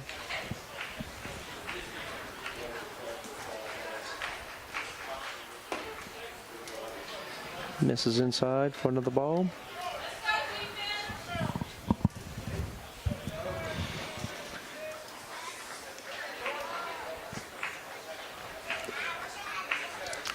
This situation, if it's hitting the infield, you check 3, go 1. Or if they're running, you shoot it home. Outside, handled well by Pates. Last year, the Griffins, number 3 seed in the playoffs, went all the way to the semifinals and lost to West Monroe, the future state champion, as West Monroe went on to beat Sandoval 9-6, and Dutchtown lost to Sandoval 6-5 in the semifinal game. Of course, Walker Wildcats last year was the number 15 seed, lost in the first round to Como 7-5. 3-1 to count to Hanbury. Here's the delivery. There's a strike.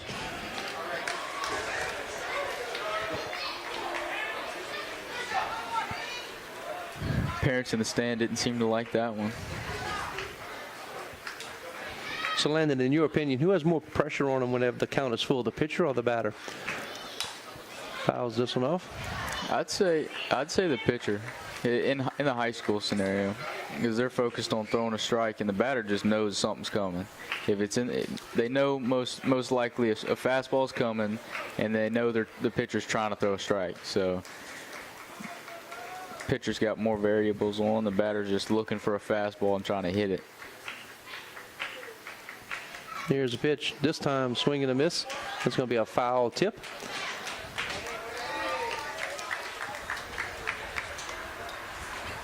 Now, once you move up in levels, obviously you learn a few pitches and you get more control on them.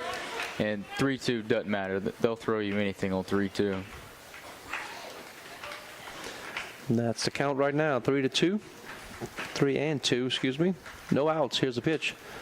Fouls it back this way.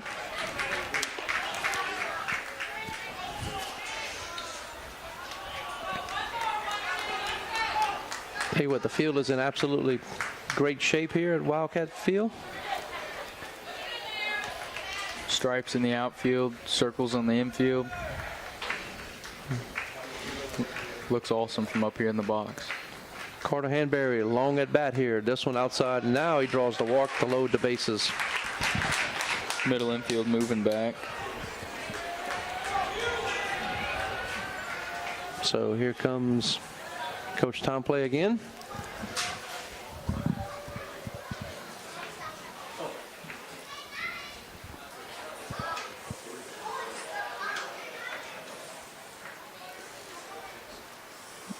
And that'll be the end of the day for Braylon Ainsworth.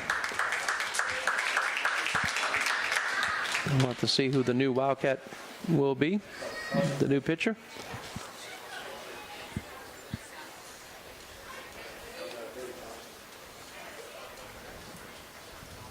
Defensive changes for your Wildcats. Now moving to the mound from third base, number 14, Brody Thompson. Moving from first base to third base, number 4, Carson Gray. Now your new first baseman, number 22, Caden Peterson.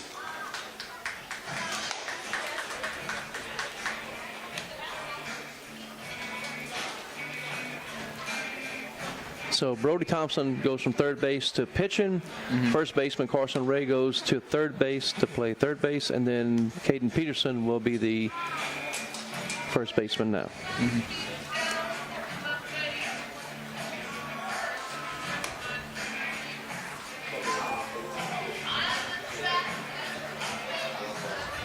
Brody Thompson comes from playing third, making a bunch of good plays over there, now pitching. Takes a few pitches getting used to it. Going from throwing third base to first, making that long throw, and now going pitch a little bit. Different mechanics, using different parts of your body. So as far as our broadcast goes, this will be the 9th different pitcher the Wildcats have used.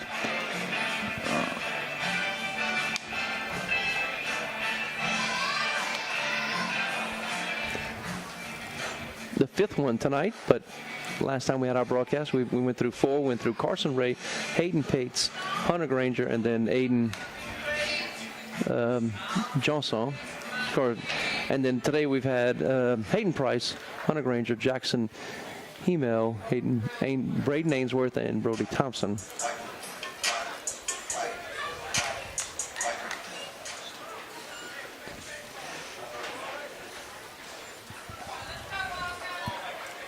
Switching it up a lot, making it hard on these Griffins to get used to a guy.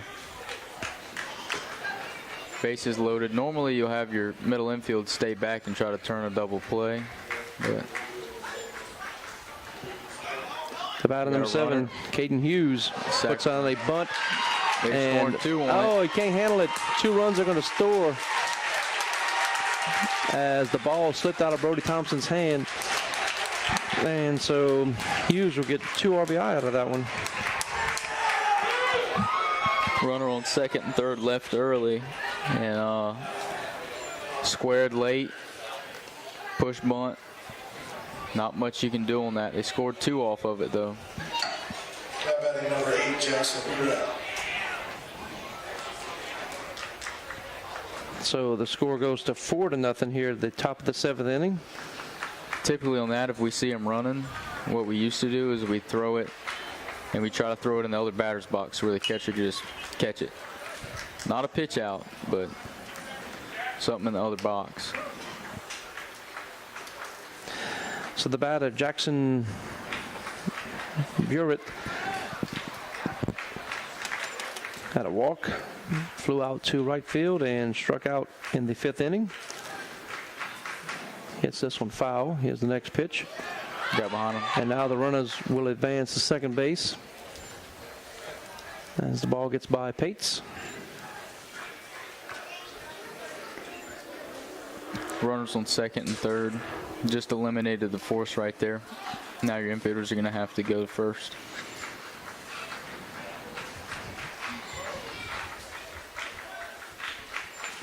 One and one to count to Barat. Here's the pitch. A little bit high for a ball. Best case scenario right here is either a pop fly or a ground ball to the pitcher or third baseman. Yeah, just to keep those runs from scoring. 2 and 1 to count. Hits this one chopper. That's going to be foul.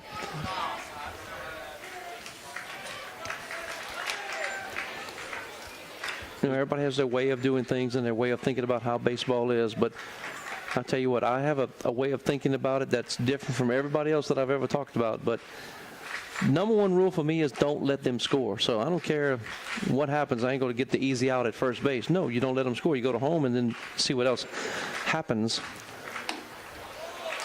Because what's the difference between walking somebody and getting a baseball on a base hit with somebody at third and throwing it to home? Same difference, right? Same thing. One's just easier. But it's a force. You guarantee to get an out at first base. But if somebody scores a run, you see what I'm saying? The thinking behind it, my thinking behind it anyway. But I know that's not the typical baseball philosophy. It's a lot of factors in it. It's not a guaranteed out. You know, if they hit in the infield, it's not always a guaranteed out.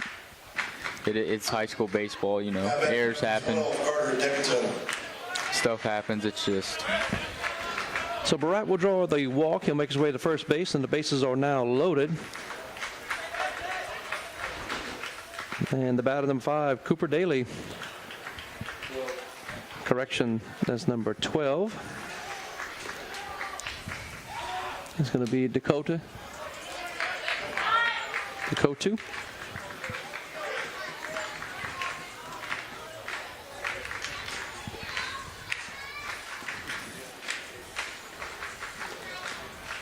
senior.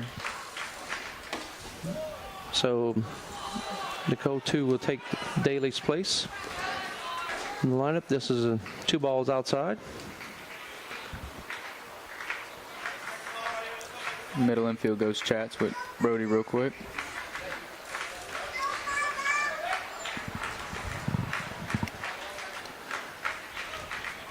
Counts 2-0. 2-0. Here's the delivery. Just misses inside. Brody Thompson wanted that pitch,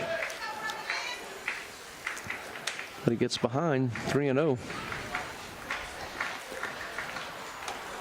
And there's a strike. 3-0 this late in the game. Scores 4-0, bases loaded. The batter's not swinging. You're just trying to put it right down the middle. Grounder. Shoot it home. Shoot it home. Fair. And then this one is going to be bobbled by Ray. And another run will score. Can we give a hit on that, or what are we doing there, Brandon? That's an error. That's an error? All right. You all right? We're going to give him an error. We'll go E5, but we'll give him an RBI. And Hanbury will score from third. And everybody else moves up a base.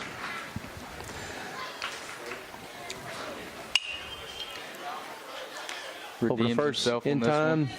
Out 1 at home. And so Hughes gets out at home for out number 1. But then Barat scores from second to make it 5-0. The way I was scored on errors was if I touched it, no matter if I could have made the play or not, and if I missed it, they gave me an error. And then we get another run across to make it 6-0.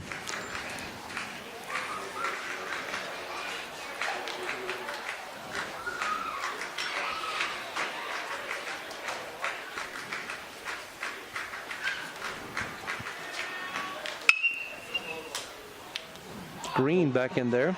Go one. And over to first base in time. Good recovery right there. For an out. Tried to go home, slipped out of his glove, picks it up, goes one. So that's out number 2. And they score another run on the fielder's choice.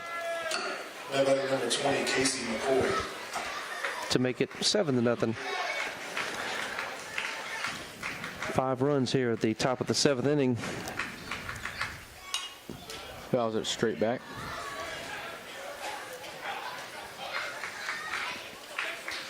They say if you foul it straight back, you just missed it. So the Dutchtown Griffins will send the 9th batter to the plate as we go to the top of the order. Casey McCoy up.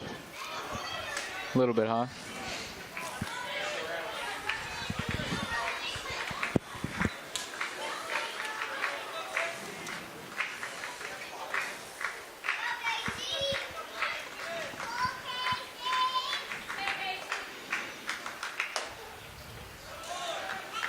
High and inside for a ball.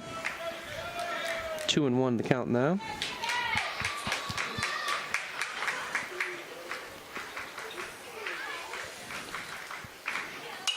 Hits this one high.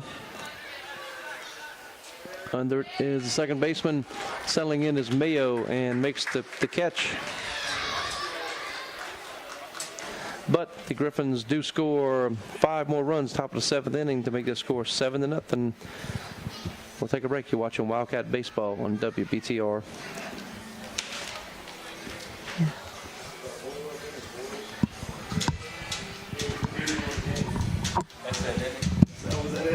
Carlisle's on Corbin, nominated for Best of 225, is Walker's newest vintage and gift store.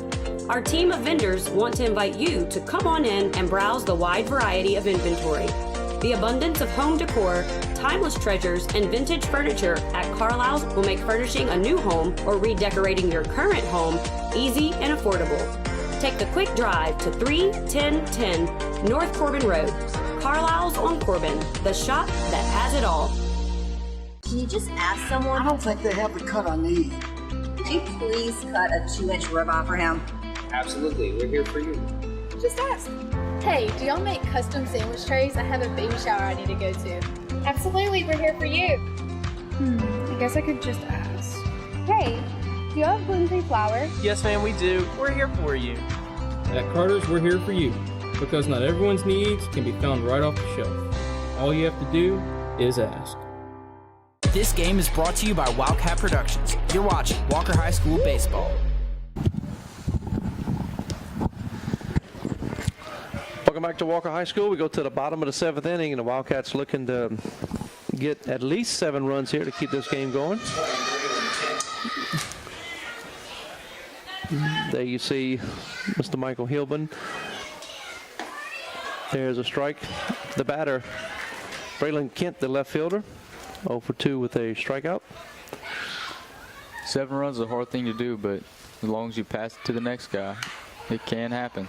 Hits this one to right field, falls in for a base hit, and the Wildcats got the first base runner available. Pass it to the next guy. That's what you got to do to get it started. One into right field to give us a leadoff base runner. That'll bring up number 10, Connor Watts. The batter, number 10, Connor Watts, 1 for 2 with a single. See if Connor can find his way on right here. Get on by any means.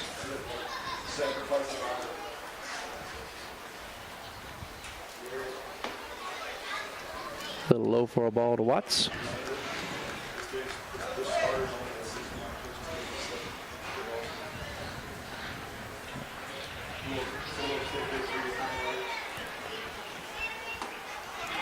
Over to first base, not in time.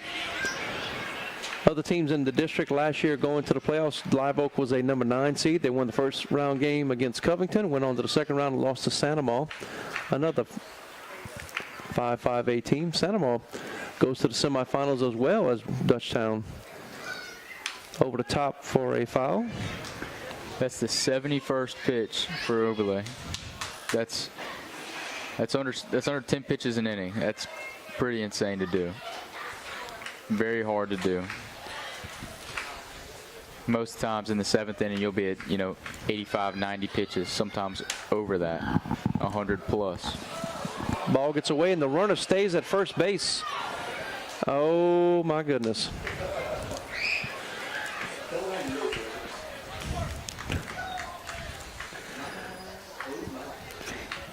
You got to play it safe sometimes, all right? You got to play it safe sometimes? I've done that a few times, I'm not going to lie.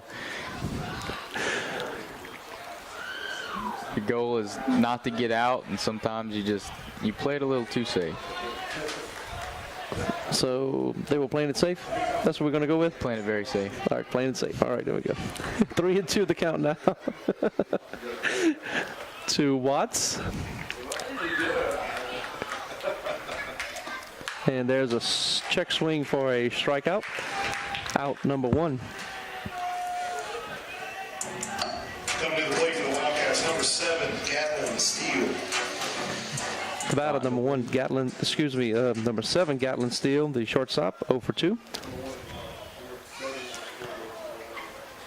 Got to find a way on.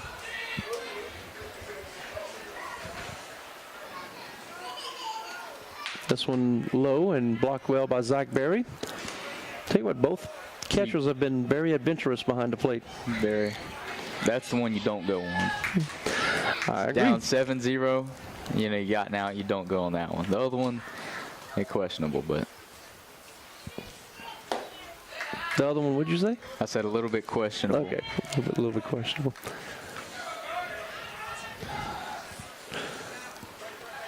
Two 2-0 the count now to Steele.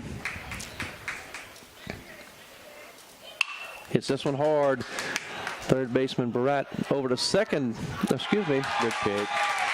Over to first base in time, and that is going to be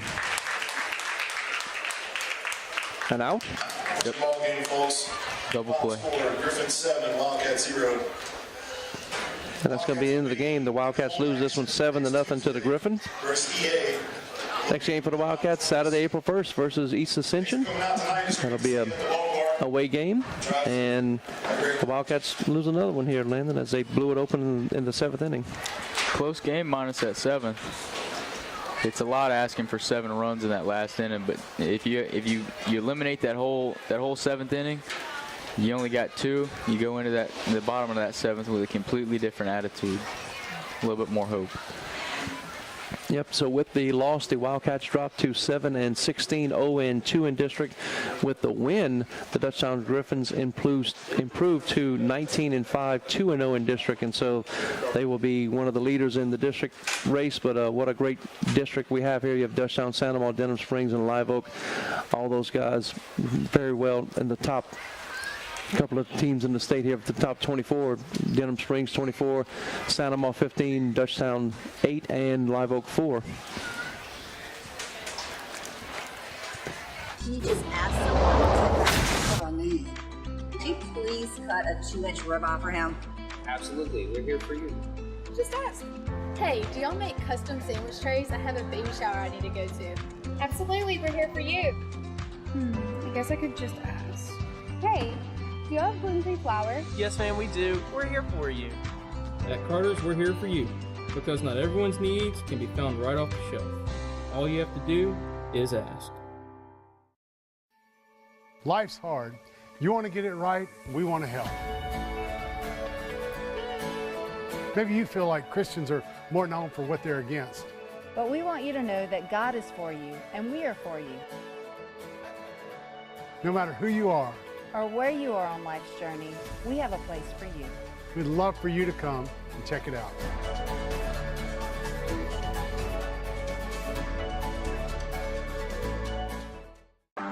FMM is a full-service, turnkey maintenance and construction company that provides unsurpassed quality and customer service to our commercial and residential clients. We offer in-house HVAC, electrical, plumbing, and roofing services, as well as a number of everyday handyman repairs. At Facilities Maintenance Management, we want to be your single vendor solution.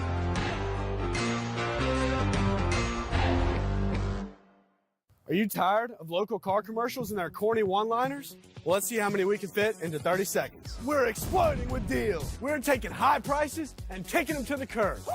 And there's a reason we've been the #1 Chevrolet dealer in Baton Rouge for the last 34 years.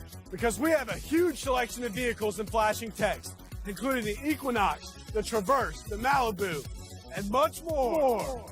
So come and see us today or visit online and let us find the vehicle that's perfect for you.